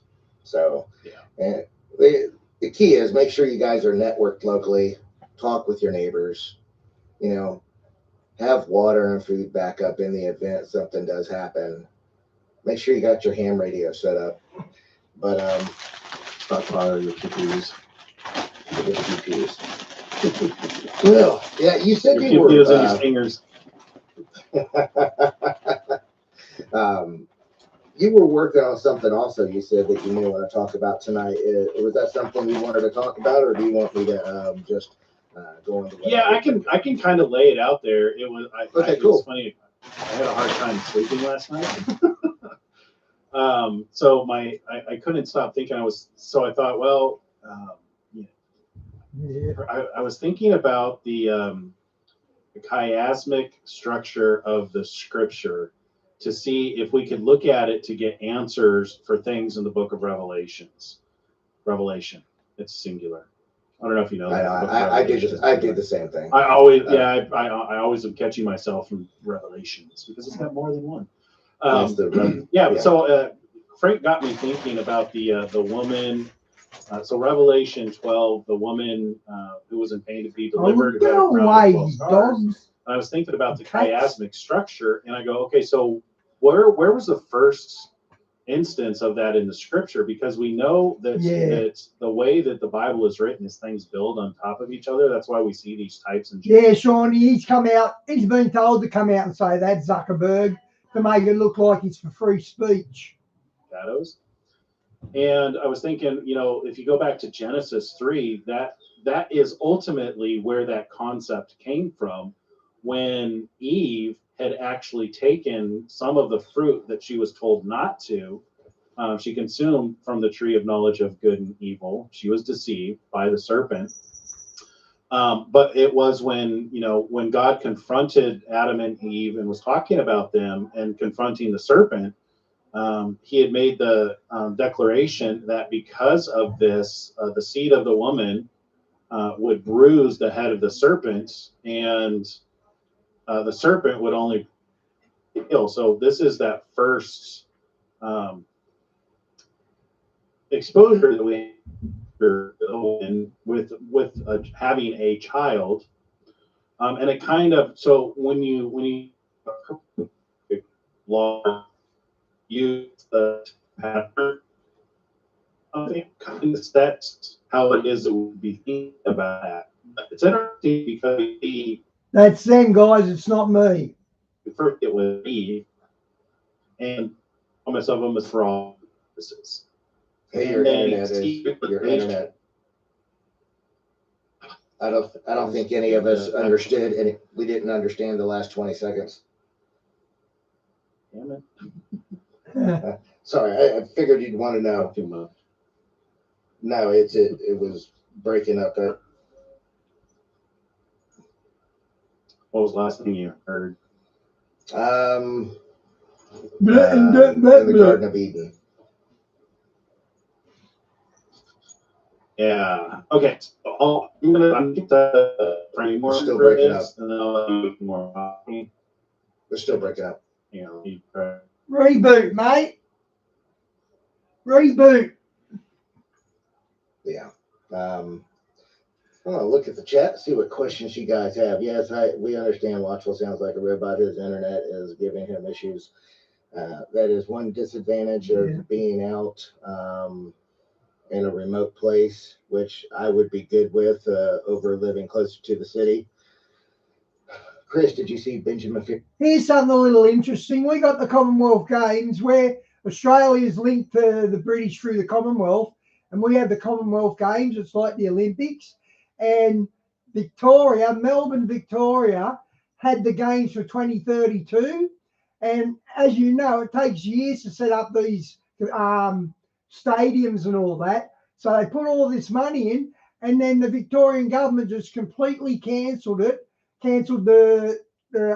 Commonwealth Games in 2032. I reckon because they know they're not going to be here in 2032. Because that's unheard of cancelling. That's like France cancelling the Olympics 4 years ago after it's halfway into their building structures. Aircloth interview with J.J. Adams. No, I didn't. America mullet about child trafficking. Ooh, that sounds really good. I bet you that is really good.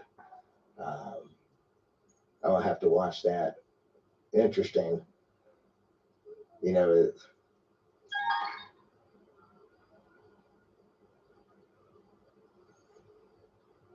Hello. No, it's still chopping up.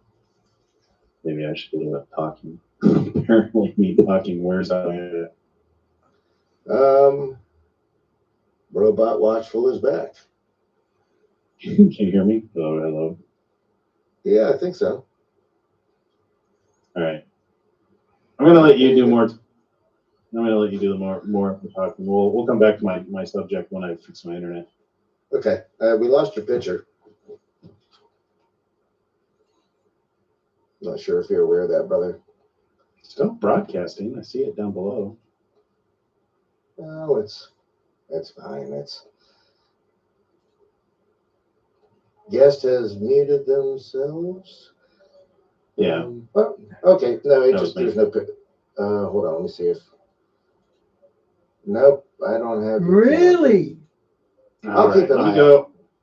I'll go find my backup internet. I think it's actually downstairs. I'll be right back. Sure. Okay, no Hold on for it. problem. All right. Really, Elon Musk is father to 12 children. Gee, that's 12 apostles. Yeah, the evil 12 apostles. All righty. So here we go. Let's see here. So what we gonna talk about? Looks like Australia might declare Soros as a global bad guy. Yay! I'm surprised that guy's still walking around, you know? I mean, geez. He just said Australia declares Soros a bad guy. Yeah, go Australia. It's crystal clear what he's all about. But I guess when, you know, the people running the show are the bad guys, anyone can do that. I'm going to see if I can answer some questions while we're waiting on them. Canadian Prepper says WW3 is on. Well, Kimberly, in your defense or anyone's defense, and I don't say this to be condescending because I really like him, but I think he's been saying WW3 is on for like 2 years. But yeah, I think Canadian Preppers clickbait as well. He's been dialing in his timeline a little more. There must have been something that's happened. Kimberly, what happened that he thinks that's going to, I guess I'd have to look into it. Read Genesis 37:9 as it pertains directly to the woman of Revelations 12. All right. Let's go see what we got here while we're waiting on him to get back with us. Let's see what else you guys have. What's the information on the hostage that was found from Israel? You know, I don't know. I haven't watched closely enough on that yet. Let's see what else you guys have. Yeah, Brian nailed it. You know, folks are not going to believe this until it's right on their doorstep. And sadly, it's true. I'm dealing with it in my own family. I literally am dealing with it in my own family as I try to explain to them what's going on. And I really avoid now bringing stuff up because it's somewhat pointless. But when something really significant happens, I will bring it up. And even when something really, really significant happens, like, you know, Israel bombing Iran for the first time in history, they're just like, whatever, whatever. I'm like, really? Come on. I mean, you guys realize this is biblical, right? And I know you believe in the Bible, but some folks, they just don't want to hear it. And Brian, you're absolutely Shawnee, he does literally look like an old troll, doesn't he? And he's got a really bullfrog looking face. right. It's gonna be when things are literally affecting them. It doesn't matter. It won't even matter if it's in New York and a bomb goes off in New York. It won't matter what it is until it directly affects the folks that just don't want to even talk about it. It won't matter. I mean, literally, a nuke could go off in Damascus, and my family will roll their eyes at me. I know it's as sad as that sounds, but it's the truth. It won't be until things directly affect them will they change their tone. All right, so Genesis 37:9. Then he dreamed still another dream and told it to his brothers and said, look, I have dreamed another dream, and this time the sun, the moon, and the 11 stars bowed down to me. So he told it to his father and his brothers, and his father rebuked him and said to him, what is this dream that you have dreamed? Shall your mother and I and your brothers indeed come down to bow down to the earth before you? And his brothers envied him, but his father kept the matter in mind. All right, let's go get Watchful back here. Hello. There you are. No more robot. Hey, for the backup internet. Yay for the backup internet. Yep. Yeah. So we were just talking about family not believing really what's going on. Mm-hmm. Like some of my family, it won't matter if they nuke Damascus. Unless it directly affects them, they're going to be like, whatever. And I think that's for a large majority of people. Unless it's literally affecting them, they're not going to think anything of it. Even the Bible believers, they're just over it. Yeah, it doesn't help that people have been crying wolf and the sky is falling for so many decades that like it's no wonder that now that we're actually here and we're seeing these signs and confirmation upon confirmation that people are like, no, I'm good. But yeah, but no, you're they'll right. get to a point. They'll get to a point eventually that they'll wake up. Yeah, Iron Clay, I think, nailed it. Cognitive dissonance. Exactly. Mentally, it's not an important issue to them, and so he's right. Yeah. What's wrong with fish? I don't know. I like fish. I'm teasing. Anyways, did you want to continue on? I'll let you finish what you were saying real quick. Wow, I'm going to fill up my coffee. I was just saying that there's an interesting connection with the use of women and children in the scripture. So, starting all the way back in Genesis, you have the woman and the promise of the Messiah. That was the result of Adam and Eve consuming the fruit from the tree of knowledge of good and evil. And we should actually do a show on that because that's an interesting study. Well, Diane, they're out by 30%. That's huge. That's a third. They're out by a third. An apple. But there's a key element that's really important in that is the knowledge of good and evil. Whatever it was that they consumed had an effect on what they believe and what they do. And I think we see that throughout, the eternity, throughout all of history. Is good and evil. You see people who do bad things and you see people who do good things. And it seems to all stem from whatever Adam and Eve did way back in the very beginning. Anyway, so you have when God was confronting Adam and Eve and the serpents, that was when he made that declaration that the seed of the woman would bruise the head of the serpents, but the serpent would only bruise his heel. So you have, the seed of a woman, right? So you have a woman who will have a child, and that child's life and actions, the effect that he'll have on the serpent is that he'll bruise the head of the serpent, which most believe is a mortal head wound. And that therein is where you have the genesis of the Messiah. And you see that same theme throughout all of the Old Testament and the New Testament. Is every single book of the Bible points to the Messiah in some way, shape, or form.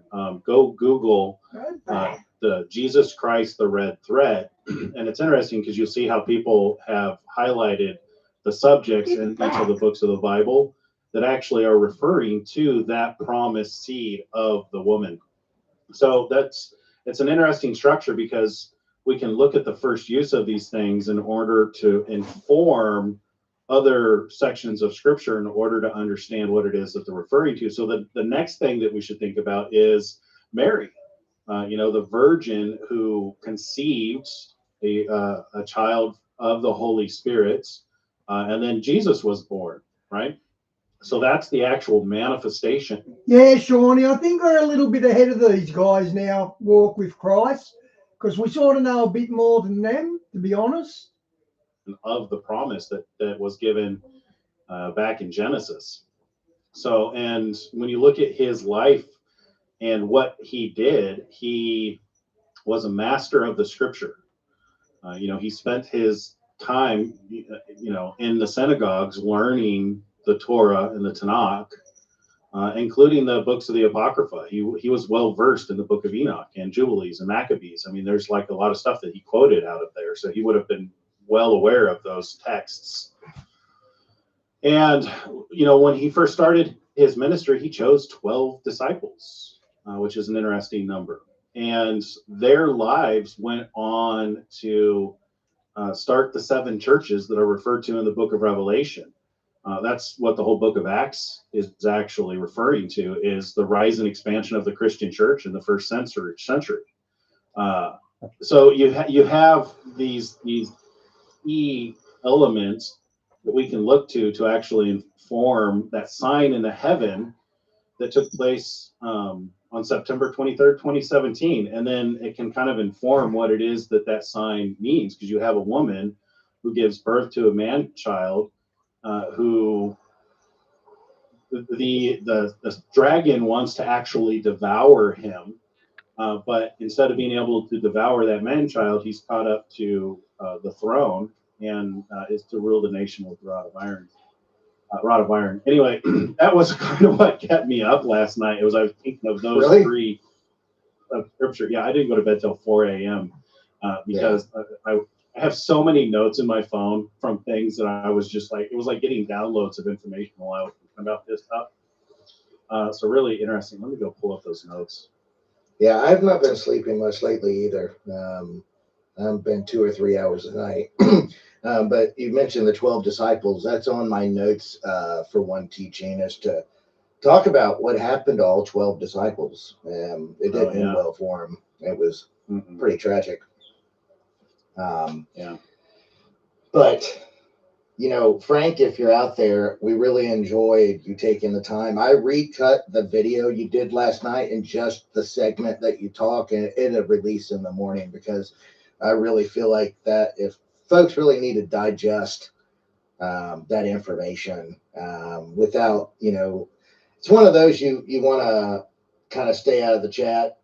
Well, I guess there is no chat when you watch it on replay, but that was good information. And it's just respect I try to pass on, because, you're talking 10, 15 years of him piecing things together through trial by error. And I enjoyed it. All right, Fish, thank you so much for the $5. Hype. Fish, you got a question? Yeah, I called it quid. It looks like it's a British pound, but I have family over there. Fish, where are you at in the UK paying with pounds? Kelly says it might be the coffee. No, well, I mean maybe, but it's not one of the. What's that? I stopped drinking coffee ever since I did that big fast. After the fast, I no longer had any desire for coffee. It's the weirdest thing. Yeah, I mean, I can drink a pot of coffee and go straight to sleep. It's I guess that's just how it is. That's how I'm wired. But if I'm tired, I'll go to sleep. But it's my brain has been the whole time lots and lots of stuff. So this Saturday is our first. How do we word it? What would you call the debate? Oh, the crucible of fire. Yeah, this is going to be neat, guys, because we really, really want to embrace the ability for folks to disagree and exchange information and do it in a kind and loving way. You know, you won't be able to overtalk each other because each person will have 3 minutes. There'll be a moderator in the middle, and if we have to meet the other person for the other person's 3 minutes, we will. But we'll have a topic that folks can pick. And I'm not sure how we're going to do the first one because I haven't really worked it out in my head how we pick the topics, because I'm sure the people that come on want to actually debate a specific topic. So right now it's kind of loosely put together. But we really, really like the idea because folks, they enjoy that type of entertainment. So if it will bring new folks into the show that gives us the opportunity to bring them to Christ, fantastic. And at the same time, disagreements, they're totally fine and acceptable. It's just how you disagree is the key. You know, you can really help someone understand your position if you do it with that respect and love. It's when folks get aggressive and start over talking to each other that it's pointless.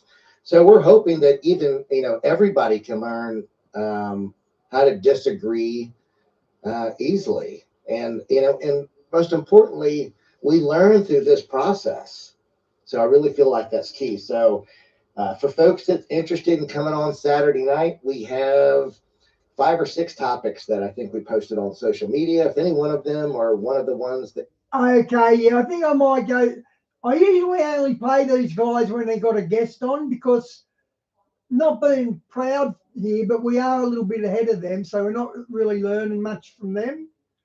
So let's go looking elsewhere. Hang on, guys. Give me a sec to find something. Oh, I wish I knew if that chat field copyrighted or not. So I'll come back to that. Hang on. Let's have a look what he's got to say. Okay, I'm going to put Stan from Prophecy from Stan on, but I'm not hanging up yet. I'm just going to do that until I find something else. Didn't load yet. Yeah, it has. Yep, there we go.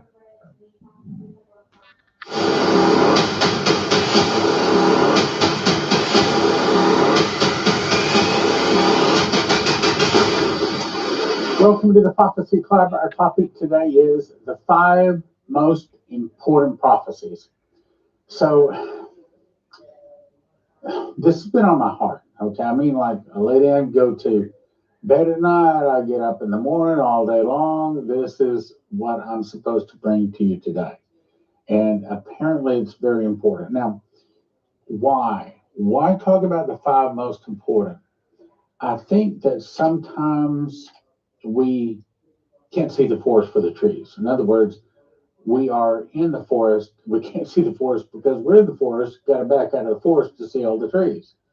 And in this case, I think that it's important that we back off and not look at the close, specific words, but let's back up, not a bug's eye view, but a bird's eye view of where we're going. And these are probably going to be filled in most of our lifetimes. Okay, start number 5. I know you'd be thinking, wait a minute, that's $1. That's got to be at number 1, number 2. Actually, no. And at the end, I will show you why this is actually number 5 going up to number 1. So now I could spend an hour on each one of these. I'm not, I'm just doing a little refresher because I'm trying to paint a picture, an overall picture here.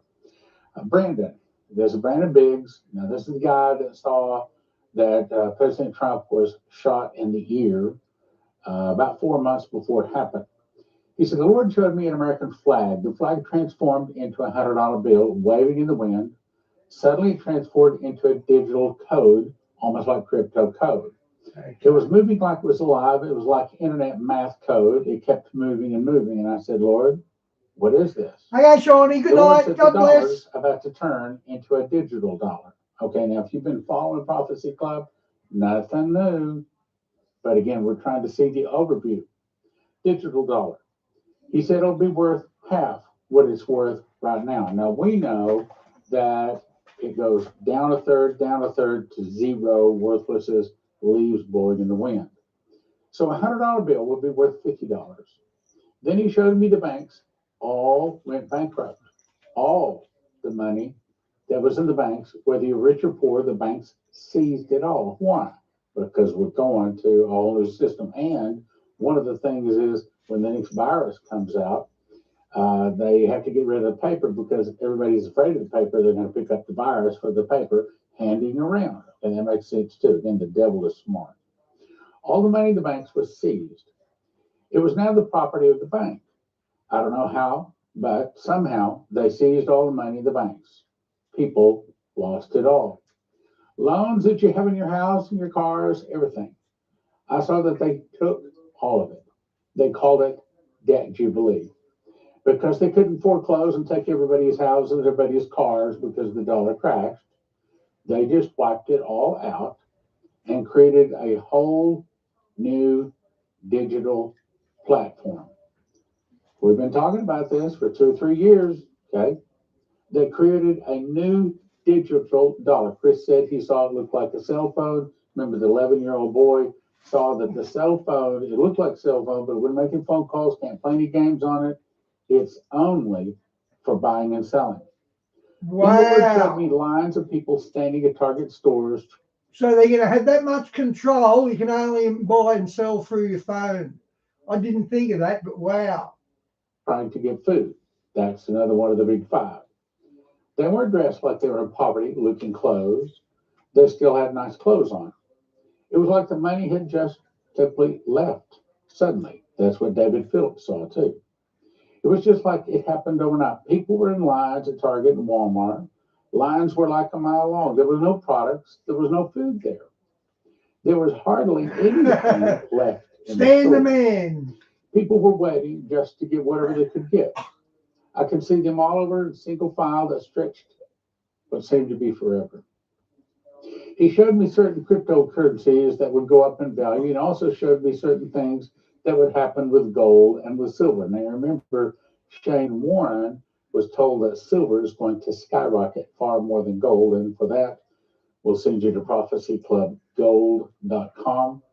Also, prophecyclubbar.com if you want one of the prepper bars, Give me some space. especially if you have 401k or IRA. You don't want to lose your whole life savings. And these guys at prophecyclubgold.com, 800-200-GOLD, they're experts at helping you take your money out of paper, most of it, if it's in an IRA or 401k or the stock market, or most of it is paper. And I'm not giving financial advice, but these guys can. So you call them and say, okay, here's my situation. Doesn't hurt, doesn't cost you anything. You don't have to do anything. Just call and say, okay, here's my situation. What do you think? If they can't help you, then, have a good day. If they can, then great. 800-200-GOLD. 800-200-GOLD or prophecyclubgold.com or prophecyclubbar.com. I mean, how hard are you going to be crying when you lost your whole life savings and you thought about calling, you didn't do anything? Well, I'm going to wait until these prophecies come to pass. Don't do that. Let's go on. He showed me the euro. The euro would be in trouble because of what was going on in Europe and this Ukraine war. It was all going to happen like dominoes falling one after another, just like David Phillips was shown. And a couple others, it just happens instantly overnight. Jason Meeks said that he got $20 out of the ATM, went to get more, and all of a sudden everything had changed in an instant. There's no warning. If you want warning, here it is. Now, number 4, food shortage. Again, I can spend an hour on each one of these. I'm just covering an overview here. I like this lady because she says, I'm not a prophetic person that gets dreams. I'm just a normal person. I have a husband, a dog, a family. But she had this dream. Here's the dream. I walked into Walmart and all the grocery shelves were bare everywhere. I walked through several sections. There was no food. I mean, there was no food anywhere. Now, there were cleaning supplies, mops hanging up, but no food. All the food in the grocery section, gone. I was in disbelief because I couldn't believe in America all the food was gone from Walmart that fast. That's what I kept feeling. I can't believe the food is gone that fast from Walmart. It was just gone so fast. There was nothing else left.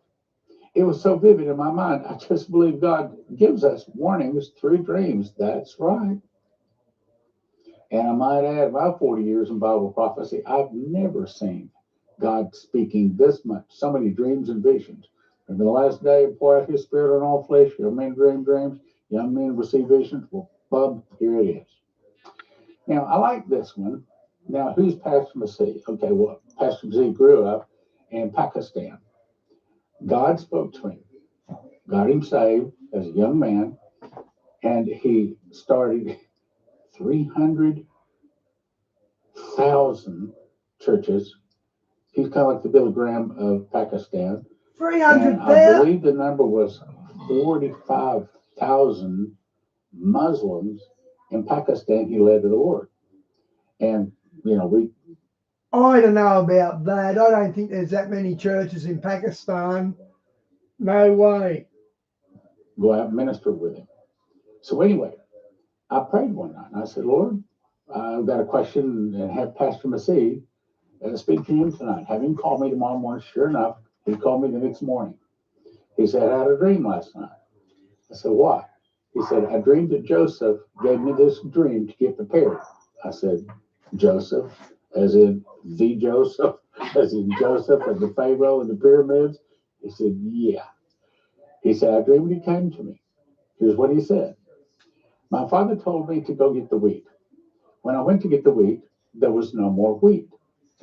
There's going to be a food shortage.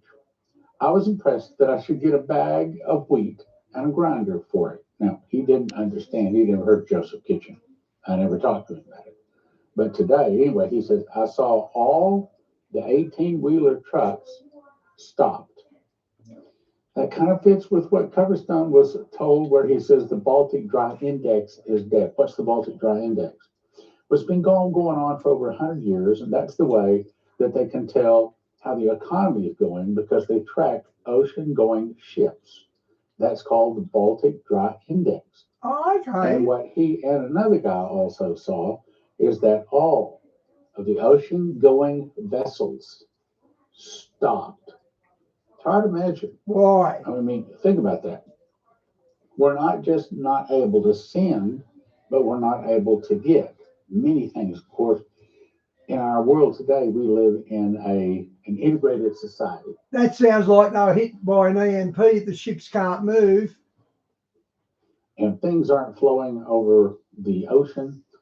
Everybody's in trouble. Now, but I want you to notice there was no more wheat. So I had explained to him about Joseph Kitchen. Let me just take a second. Okay, so the difference between Joseph Kitchen and other places is two. One, most of your long-term emergency storage food, it costs $9,000, $10,000 a year to feed one person for 1 year.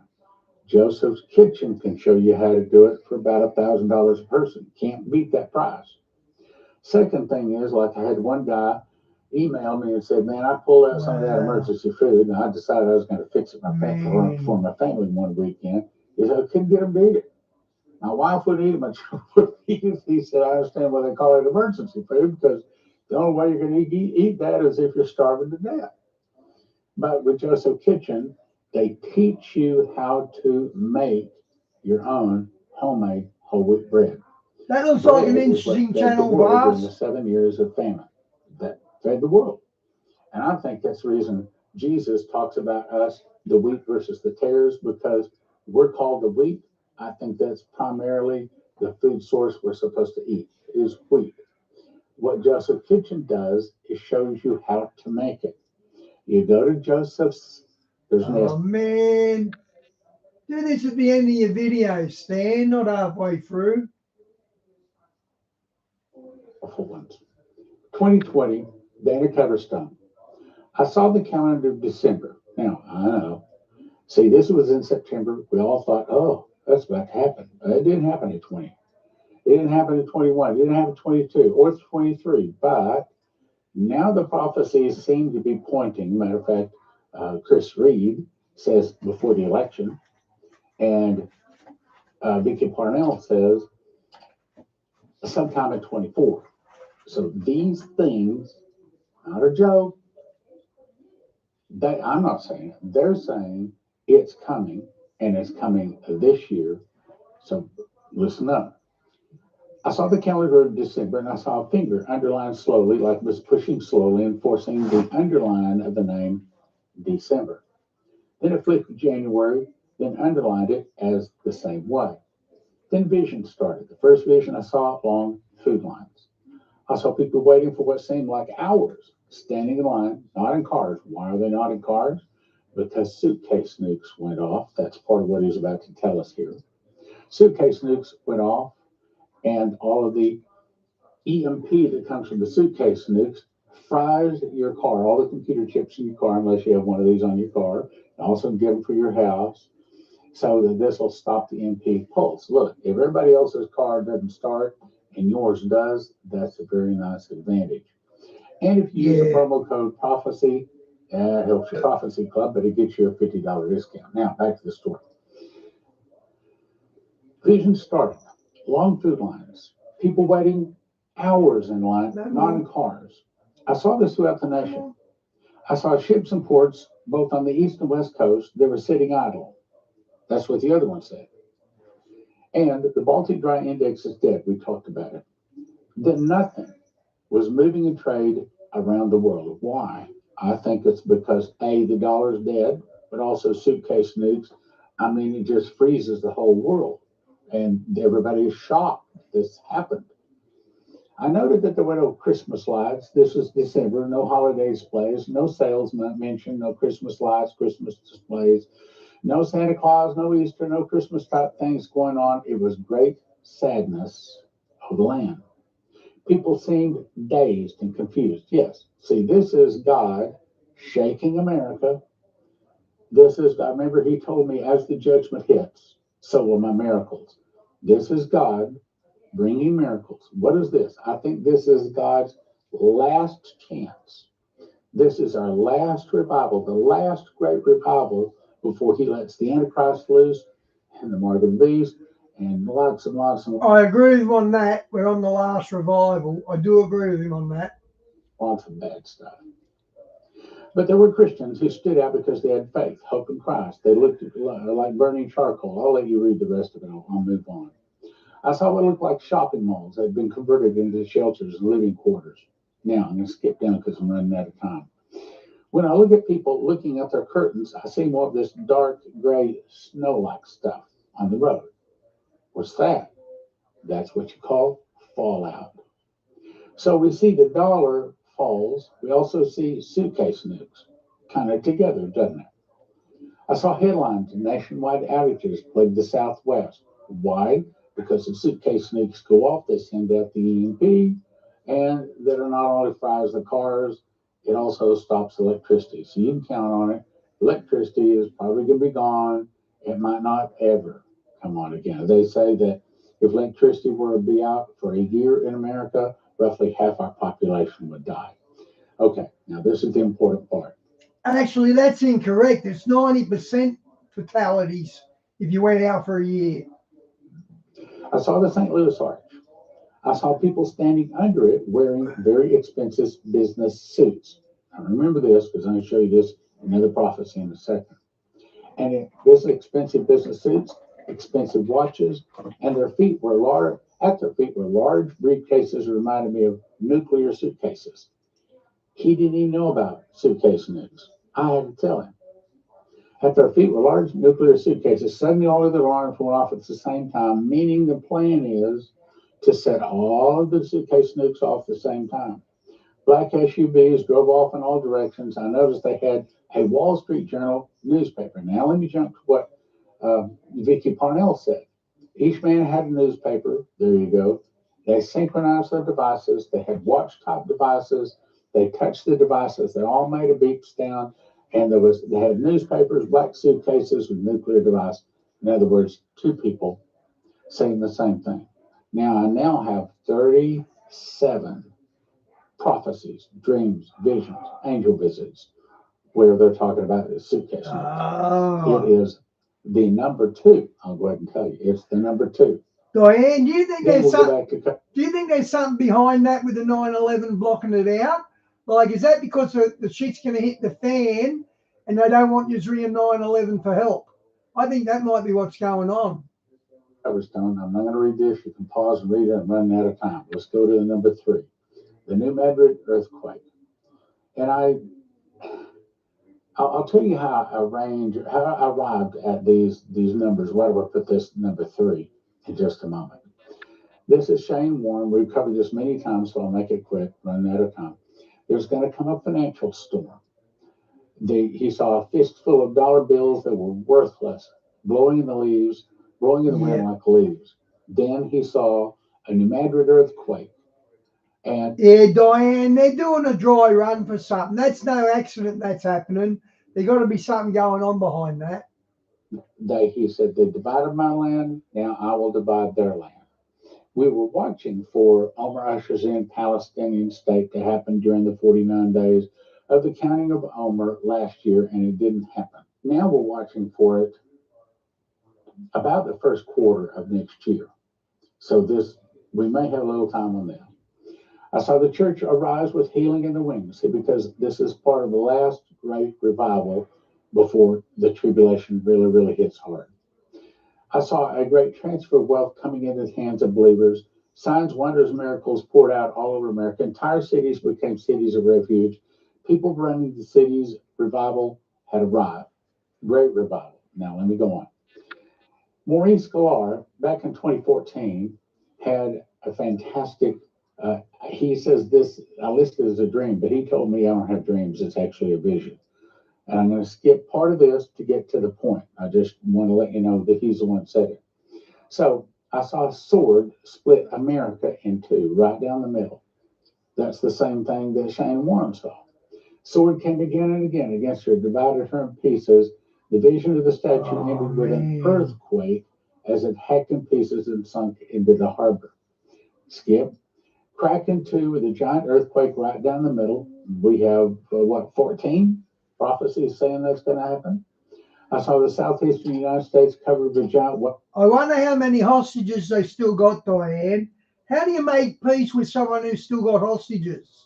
Over water from the ocean, crack off the ocean all the way up into Alaska, others say, from Mexico up into Alaska. Then if you jump to what Chris Reed saw, and I've read this many times, I don't have time to read the whole thing, but if you look here in the number 5, it says an earthquake happened. So that's what we're talking about right now. Then Pastor John Kilpatrick was shown a vision of a financial storm, confirmed what Shane Warren said, and he heard dividing the land of Israel by creation of the Palestinian state will get America split. Then you go to Dimitri Duduman. The earth began to move and shake violently. I yelled my family, wake up. I had to be careful how we were walking. I'm taking revenge, the Lord said, against the sin. I'm taking revenge because I want them to see my power. As much as I bless them, that's how much destruction I will send. I will send storms, heavy rains, earthquakes, hurricanes, tornadoes, and they have. The earth shook violently. I was unable to walk. 2 men, the angels, came to him and showed him all kinds of punishments that are coming on people if they don't repent and turn to him. You can pause and read it if you want to. Then another scroll, I'll skip it, I'll let you pause and read it here. Pause and read it. Let me go on to the next one. Number 2 is suitcase nukes, and we've covered this a lot. I now have 37 dreams, visions, angel visits of people saying suitcase nukes are coming. And it was first introduced to us, Prophecy Club, November 1998 by Stanislav Lunev, the highest ranking Russian military officer ever to defect from Russia. He made a DVD with Prophecy Club called Russian Defector Warns America. You can watch it instantly at watchprophecyclub.com. I'd recommend you go watch it. And then you jump to Michael Bolea, that's grandson of Dmitry Duduman. He saw suitcase nukes go off in California, Illinois, Michigan, Arizona, Washington State, Florida, and New York. Now, as an update to that, Vicky Parnell has now been told there is 10 suitcase nukes that will be allowed to go off. 2 of them will be allowed to be discovered, but 10 of them will be allowed to go off. That's what it basically is saying here. Wow. And this is happening before the day dawns, but that doesn't tell us anything. The day dawns is the day of the Lord. In other words, it happens before Jesus returns for Armageddon. Now, I'm about out of time, so let me go to number 1. The number 1, look. When these things start coming to pass, people from all the... So I wonder why they made them giant rock balls. I wonder what they were used for. Directions are going to start turning to you. If you've told them, and that's the reason you need to forward this on over, if you've told them, they're going to come to you and say, okay, you have my attention. Tell me again, what else is coming? And a lot of them are going to start listening. There's going to be a lot of souls saved in the trouble ahead. This is the number 1. This is the granddaddy. I got this in February of 1988. Been hearing this message ever since. So August 3rd, 1984, Dmitry Duduman arrived in America that night. The angel came to him, said, get beside me, showed him California, Las Vegas, New York, and Florida. He said, this is Sodom and Gomorrah. Dmitry said, how will it burn? He said, the fall of America will start with an internal revolution in America started by the communists. Some of the people will start fighting against the government. The government will be busy with internal problems. Then from the oceans, Russia, Cuba, Nicaragua, Central America, Mexico, and 2 of the countries will attack and defeat America in 1 day and 1 hour. Then God will raise up China, Japan, and many of the nations. They'll go against the Russians. Now, I know there's a lot of people who say, oh, well, China's the biggest threat we have. No, we don't. Because both Chris Reed and another person both say, who was I can't remember right now, that there's going to be a great revival come to China, and they're going to overthrow the communist government and the underground. Okay, that's ridiculous. There's no way that's going to happen, that there's going to be a big revival on China and they're going to overthrow the communist government. I'm nearly done with Stan, seriously. Very disappointing.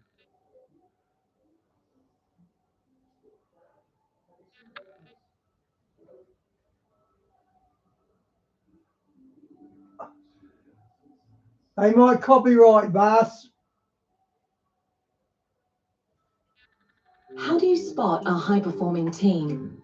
You could analyze how they tackle complex challenges or admire how they meet every deadline. But the easiest way is to simply ask, do you use Smartsheet? Yep. Yeah, Vass, I know there's a lot of things going on in China. They've also got an organ trade where they're taking prisoners and taking their organs out and selling them to foreign nationals who pay cash for new livers and all that. But I cannot see how Christians in China are going to rise up and overthrow the communist government, no matter how broke they are. Communists are always broke in the end. Some like it hot, others do not. Both can play with fire.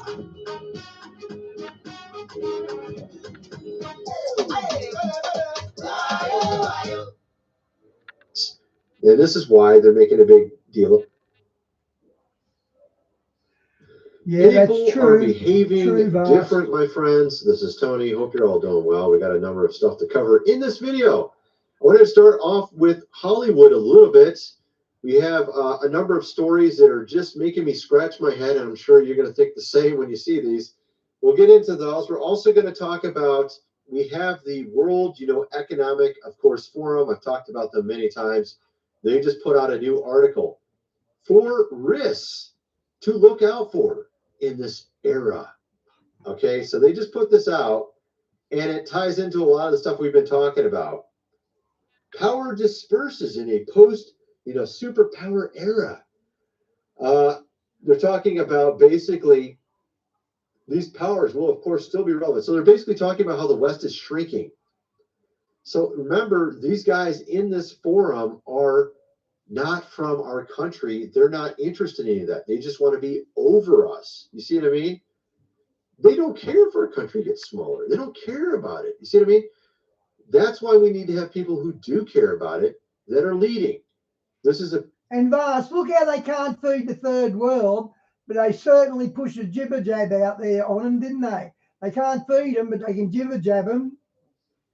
Big deal. Now you have, of course, this, and this is why they're making a big deal about the second one they listed. What's coming up at the end of this year? Well, we choose, of course, the next prez, right? Well, they're really concerned about that. They don't want to get the wrong guy in there who actually cares about our country. You don't want that, do you? They don't want that for sure.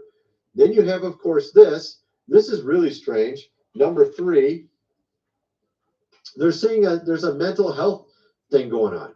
I'm like, what? And then if you read this, it's kind of strange. It goes, first, therapists say climate change is generating a new type of anxiety. Yeah, really? I don't believe that.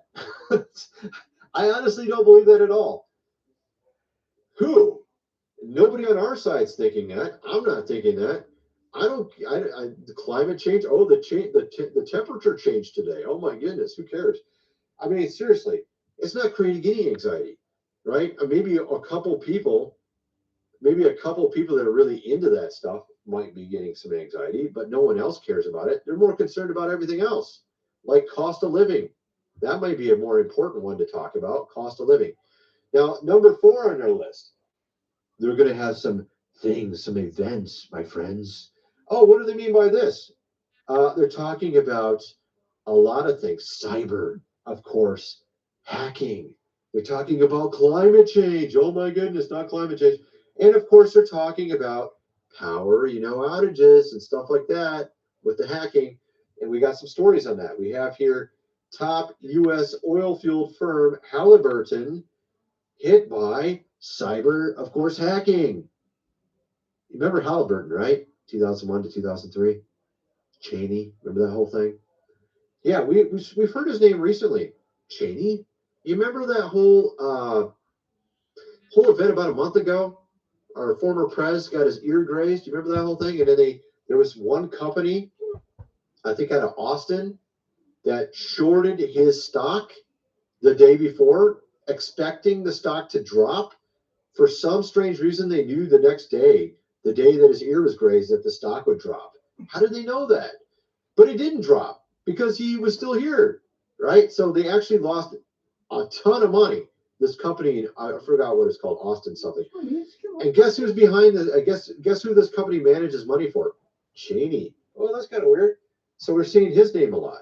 All right. So you got this coming out, and this is a cyber hack. So you got that one.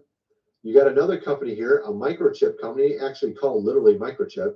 I didn't even know there's a company called Microchip. Chip maker Microchip hit by cyber, of course, hacking. Same exact thing. All right. So those are 2 news stories that just came out. And I mentioned we have this one story, and I've talked about it, I believe, on this channel. I know I did on my secondary channel. Perry Stone here has a source that scours the dark, of course, web. He knows of one specific account on there that predicted the IT outage. You remember the whole IT outage? He predicted the exact dates, told people not to buy plane tickets on that day. And now he's got a new one, a new prediction. he says that there will be 3 weeks where we will have no, of course, power. So it will happen sometime between now and the end of this year. And he says that, and he put this message out on the dark, of course, web.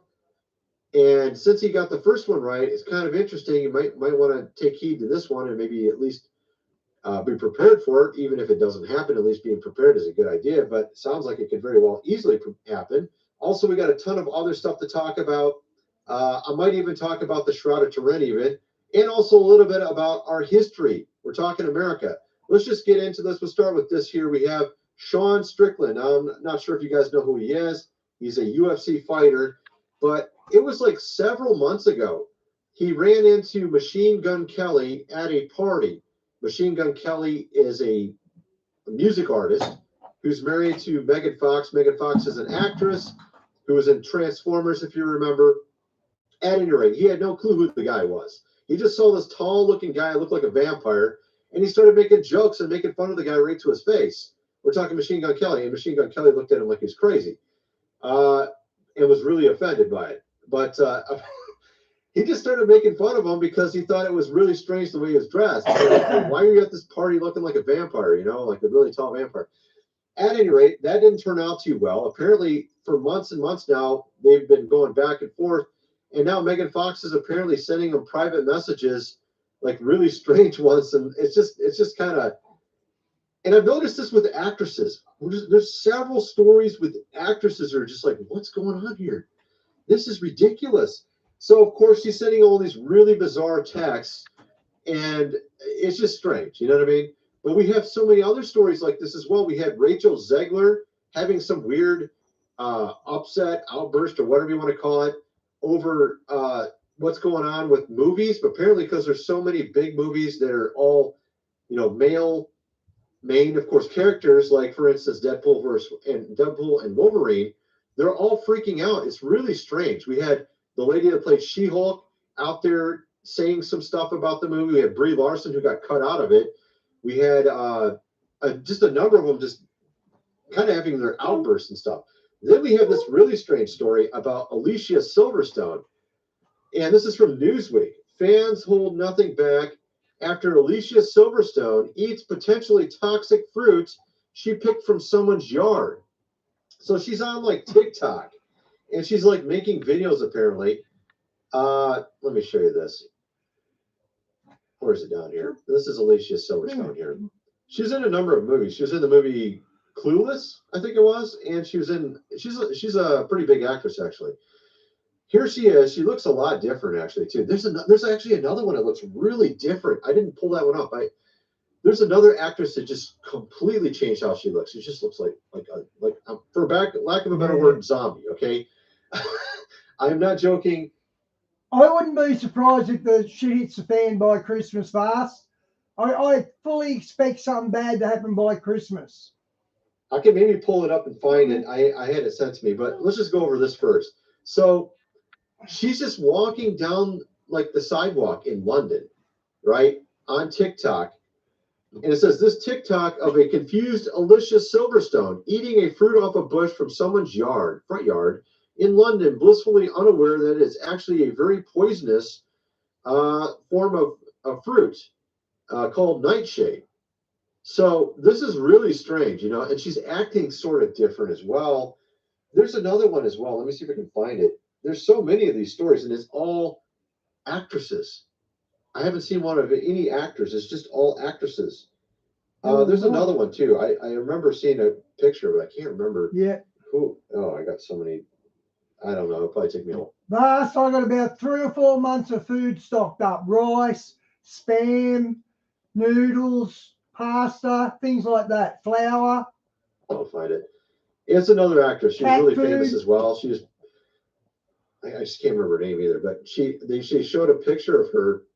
Actually, as a video, and she's just sitting there staring at the camera. She's got like a nose ring now, and she like draws extra on her eyebrows, and she just looks way different than she used to. And she's just like, they're like staring at you.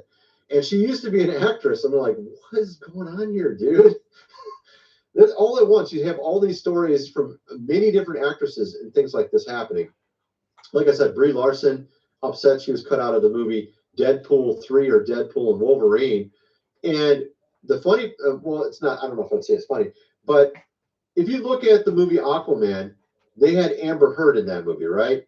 And they were told to cut her out, and they didn't cut her out, right? And they lost a ton of money on that movie. Now, these guys, Ryan Reynolds. Okay, you know why they didn't cut Amber Heard out of Aquaman? Because Elon Musk threatened to buy the studio and sack everyone. That's why. Because Musk was sleeping with Amber Heard. Knew that was what was going to happen if they kept her in the movie.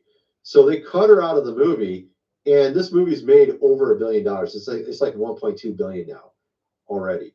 And I'm guessing it would have probably made 300 million less if they would have left, maybe even more, maybe even lost more than that if they would have left Brie Larson in it. And the reason why, it's not because guys don't like female action stars, because they do. We had Sigourney Weaver. We've had tons of huge names. The lady that plays in Terminator, I can't remember her name. There's like so many movies. The redhead that plays in Resident Evil, or in she was also in the movie with Bruce Willis. I can't remember the name. Five Senses or Five something. I can't remember what it's called. But there's tons of these actresses that did great. You know, the movies went well. It's just when they start having actresses that talk about wokey rainbow stuff and push it in everyone's, of course, face. That's when people start to now watch the movies, right? So it's pretty obvious. At any rate, there's that. So we're going to get into a ton of stuff, like I mentioned. Let's talk about what happened at that convention. Apparently now we have the latest news. There's two things that happened overnight that just have turned the tides, all right? Big time. One, we have RFK says he's likely going to back our former prez rather than Cammie, as I call her, all right? And actually, that is exactly what happened. And from this is a lady that works for RFK here, Nicole, Shanna, whatever, I don't know how to say her last name. She says here, my old Dem buddies have been flooding me with frantic calls, texts, and emails. Unlike Roe, I wouldn't dream of airing those private conversations publicly. But the message is clear. They're terrified of the idea of our movement joining forces with, of course, 45. So they have already joined. They've already joined forces with him. And it's because this is going to bring a ton of more people over to him. All right. And now you got this as well. This is actually the second big thing that happened overnight. Jack here says, breaking swing internals for Cammie, like I said, that's what I call her. Oh, Cammie, good. have taken a complete nosedive over the course of the event. Dylan, Bowles, Harrison, and Chuck held a crisis meeting earlier, and the RFK news hasn't helped. See what I mean? So now they're going to have to drop big cash ads. And so what happened is the shininess is already worn off from Cammie. So they're like, oh, look, we got rid of Joe. We got someone different now. Yay! They're like all excited. And now it's starting to wear off already. And I was already postulating this.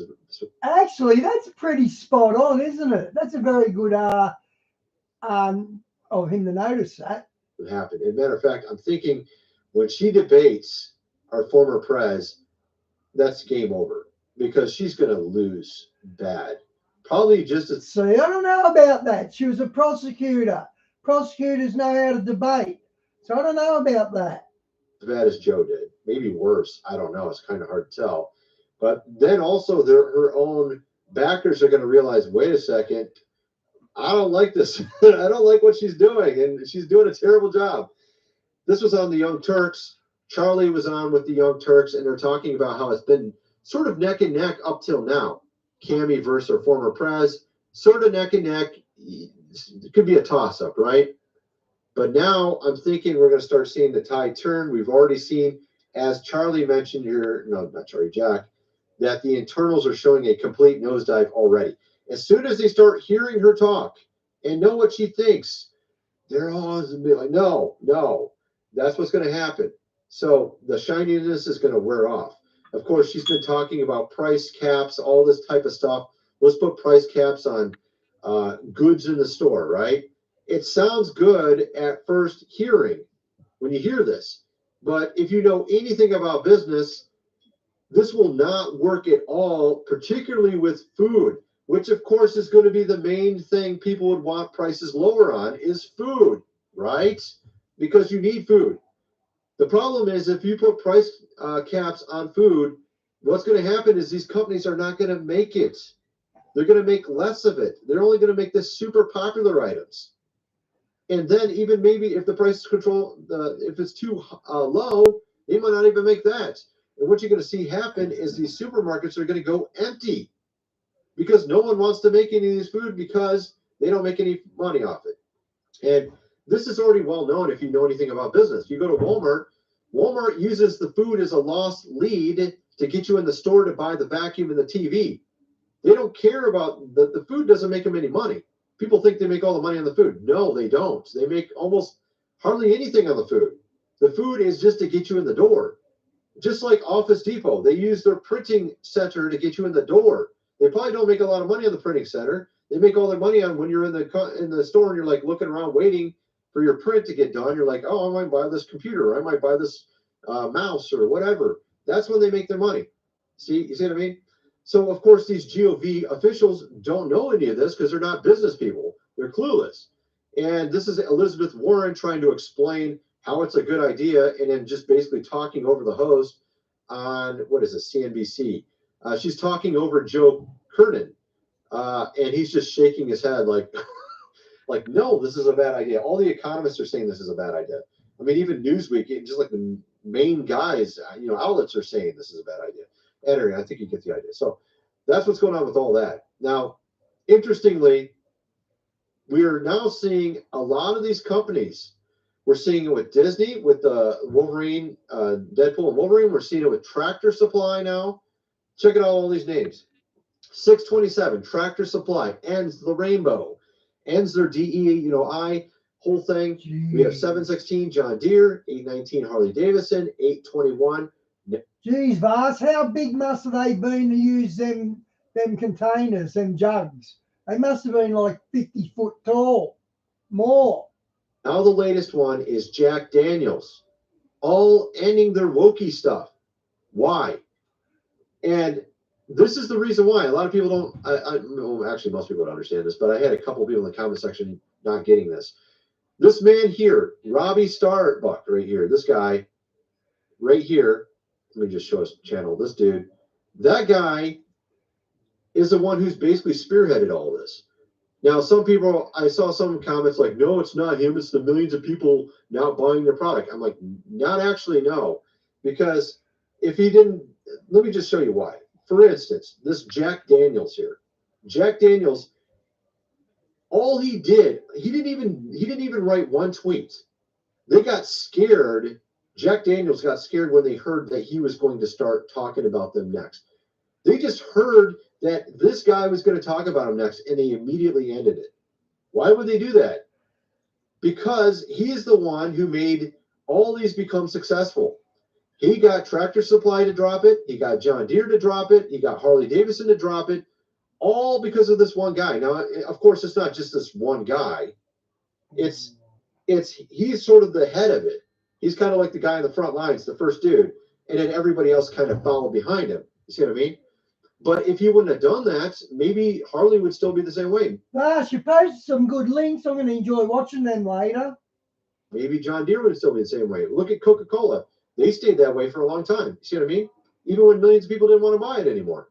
So you need to have someone on the front sort of making a big stink about it, and it gets all out there and everybody sees it, and then that is what causes them to change. Not necessarily even those millions of people not buying it. Sometimes it just needs to be out there so everybody sees it, and it makes a big deal. So I thought that was kind of interesting. I had a dream about 2024, and the other part of my dream, I was in the city. I was walking up a hill. I saw a Dunkin' Donuts. I go in the Dunkin' Donuts, and the power goes out. And then I look around the city, and most of the city's power's, of course, out. So, and that dream is about this year. So I thought that's kind of strange how it fits into it as well. So like I said, we had also during the stock market crash in Japan, financial sites including Schwab, Fidelity, and Vanguard experience outages. Also, during the IT outage, it was CrowdStrike, which is partially owned by Vanguard. So that's another one of those, of course, connections. So we're seeing a lot of these. And on top of that, you, of course, have an increase with this stuff happening with the power, of course, grid as well.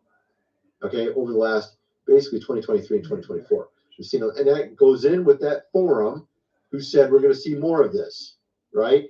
And we are seeing more of this, just like they said. So that's something to think about. We also have the POX thing, which isn't surprising at all that this would be happening, considering the timing, right? The whole, I mean, look at it. I mean, it's so obvious that that would be one of the things they'd want to do, right? Not rocket science. They did it a few years back as well. So also we have, of course, what happened. We have now some countries already doing things with regards to this with traveling. Hong Kongers traveling to mainland will be screened, of course, for it. So you get kind of the idea with all that stuff. Now let's get over to some of the history. We're talking about America. This is some prophetic stuff here. You got here. This is an interesting way to look at it. I for Israel, AM for America. 400 years for Israel being in Egypt. America's had 400 years since the time of the Mayflower in 1620. So now it wasn't exactly 400 years for either one, actually. If you look at Genesis 15:3, he says, unto Abraham, now sure of surety that thy seed shall be a stranger in the land that is not theirs, and shall serve them, and they shall afflict them 400 years. That's what it says right here, 400 years. But actually, it wasn't exactly 400 years, okay?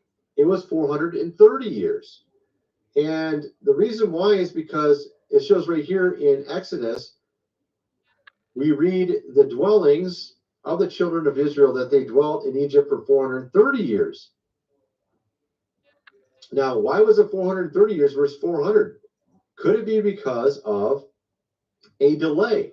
This delay is a result of Moses spending 40 years in voluntary exile in Midian after taking, of course, out an Egyptian.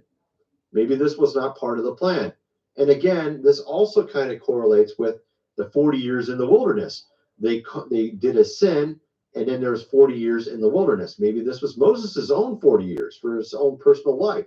Maybe this is what added to the 400 to become 430, right? This is just kind of a thought of mine. This is just kind of what I'm thinking. So it's actually been 404 years since the Mayflower. Could it be 400 years was exactly November of course, 2020? Isn't that an interesting time frame? November 21st, 1620, and then now 400 years exactly later would be literally around the time when they chose, of course, the previous, prez. Isn't that a little strange? And of course, maybe we have been in our own form of wilderness for 4 years rather than 44 years, and now we're coming up on 2024 for this same exact month. We're talking November. This is just kind of a thought in my head. I don't know if it's true, but it is kind of interesting. It kind of correlates. This is some of the stuff that Bo, what's his last name? Ploney was saying. We have here our covenant restored in 2024. The idea of a 1260-day cycle, which is 3.5 years from January of 2020. I don't agree with him on this one. To August of 2024, a new era. I've been talking about how we're entering into a new era, Goshen. We're going out of Horus into the age of Goshen. I believe it is the case. And that doesn't mean we're not going to have a bumpy ride going into a new age. We saw that with King Arthur, with Merlin, shortly after the time of King Arthur. I think it's about 18 years, approximately after King Arthur, there was a super volcano that went off. From what I understand, it covered the sky for 18 months. King Arthur is not a proven historical fact. With darkness. So, I mean, just because you enter into a new era, the new era was a good era that they were entering into. It was actually 1,000 years, the Middle Ages. But entering into it, there's going to be a lot of things happening as we go into it, right? And I saw this. This was kind of interesting as well. 2016 to 2023, time of darkness. 2024 to 2030, time of glory. 2031 to 2037, a time of tribulation. Very interesting way to look at it. I don't know. Could it be something like that? I am kind of thinking that might be true, because I was actually thinking sort of like that myself in my own, doing my own prayer, doing my own research and stuff. I kind of got that impression it would be something like that. I guess we'll see if it is the case or not. But I'm wondering if this is actually when we have World WAR number 3. I'm thinking, I don't know why I'm thinking that. I could be wrong, but I'm kind of feeling like that might be the time frame. I guess we'll see if that is the case or not. That's just kind of my guess. We also have this stuff about the Shroud of Turin. I covered it on my other channel. Real quickly, I want to just get into it because I didn't want to do a main video on this topic because everybody else has already done a million on it. But I saw this here. Oh, whoops, this is the wrong screen. Is this proof the Turin Shroud is real? Scientists make startling discovery after analyzing the... It's getting a lot of airplay. This is the Turin Shroud real. It's getting a lot of attention. Cloth. It says here, scientists claim, they used a new type of dating method. It's called a wide angle X-ray scattering technique, was used to redate the shroud, and it found that it was 2,000 years old. Now, the original time they dated it, they used radiocarbon dating. It was back in 1988, and the reason why the sample was contaminated with other whatever was because it was the shroud was in a wooden box, a medieval time wooden box, and it caught on fire. And some of the isotopes, I think it was, essentially went on the shroud from the box. The box was from the Middle Ages. Some of the isotopes from it went on the shroud itself. When this thing burnt, this is what some Russian scientists concluded shortly after 1988, that actually that's probably what occurred, and that's why it seemed to be dated back to the Middle Ages. Also, there's another interesting thing. The guy who did the experiment in 1988 got a really cushy job afterwards and lots of money. And so some wonder if there's something there as well. But the fact is, there is an issue with the sample that was taken. Now, they have a new method, like I said, they used to analyze it, and it found it to be 2,000 years old using a completely different technique. So that's some new information that came out. So this could be literally his burial cloth. We have here Newsweek talking about this. Turin Shroud study claims, and of course they call it controversial cloth, which is kind of ridiculous because the only reason it's that way is because they put out false information for about 30 years, claiming it wasn't the real one, based off a contaminated sample for their test, right? It's kind of ridiculous. So anyway, you get the idea. So this, and then they used an AI program to sort of generate what he would look like in real life, based on using the Shroud of Turin as a base model. And they came up with this picture here, the AI did, of how he would look in real life. Wow. And actually that looks pretty accurate to what we've seen in other pictures. So it is kind of curious. It looks more like a man from, I would say, Israel than... I disagree. You can't tell he's a Jew. He hasn't got typical Jew features. Wow. How a lot of people have painted it, but it is very close still, even with that being in mind. So it's kind of interesting, right? What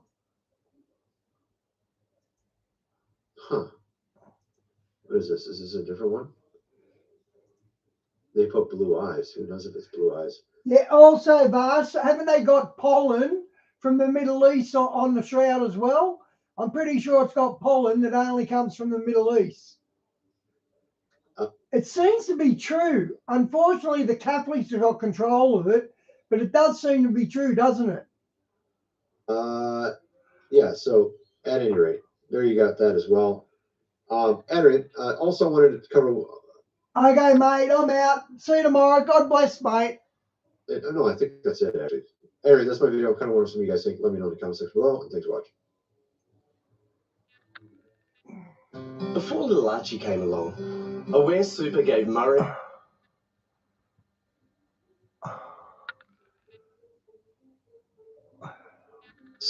And this is why they're making a big deal about the second one they listed. What's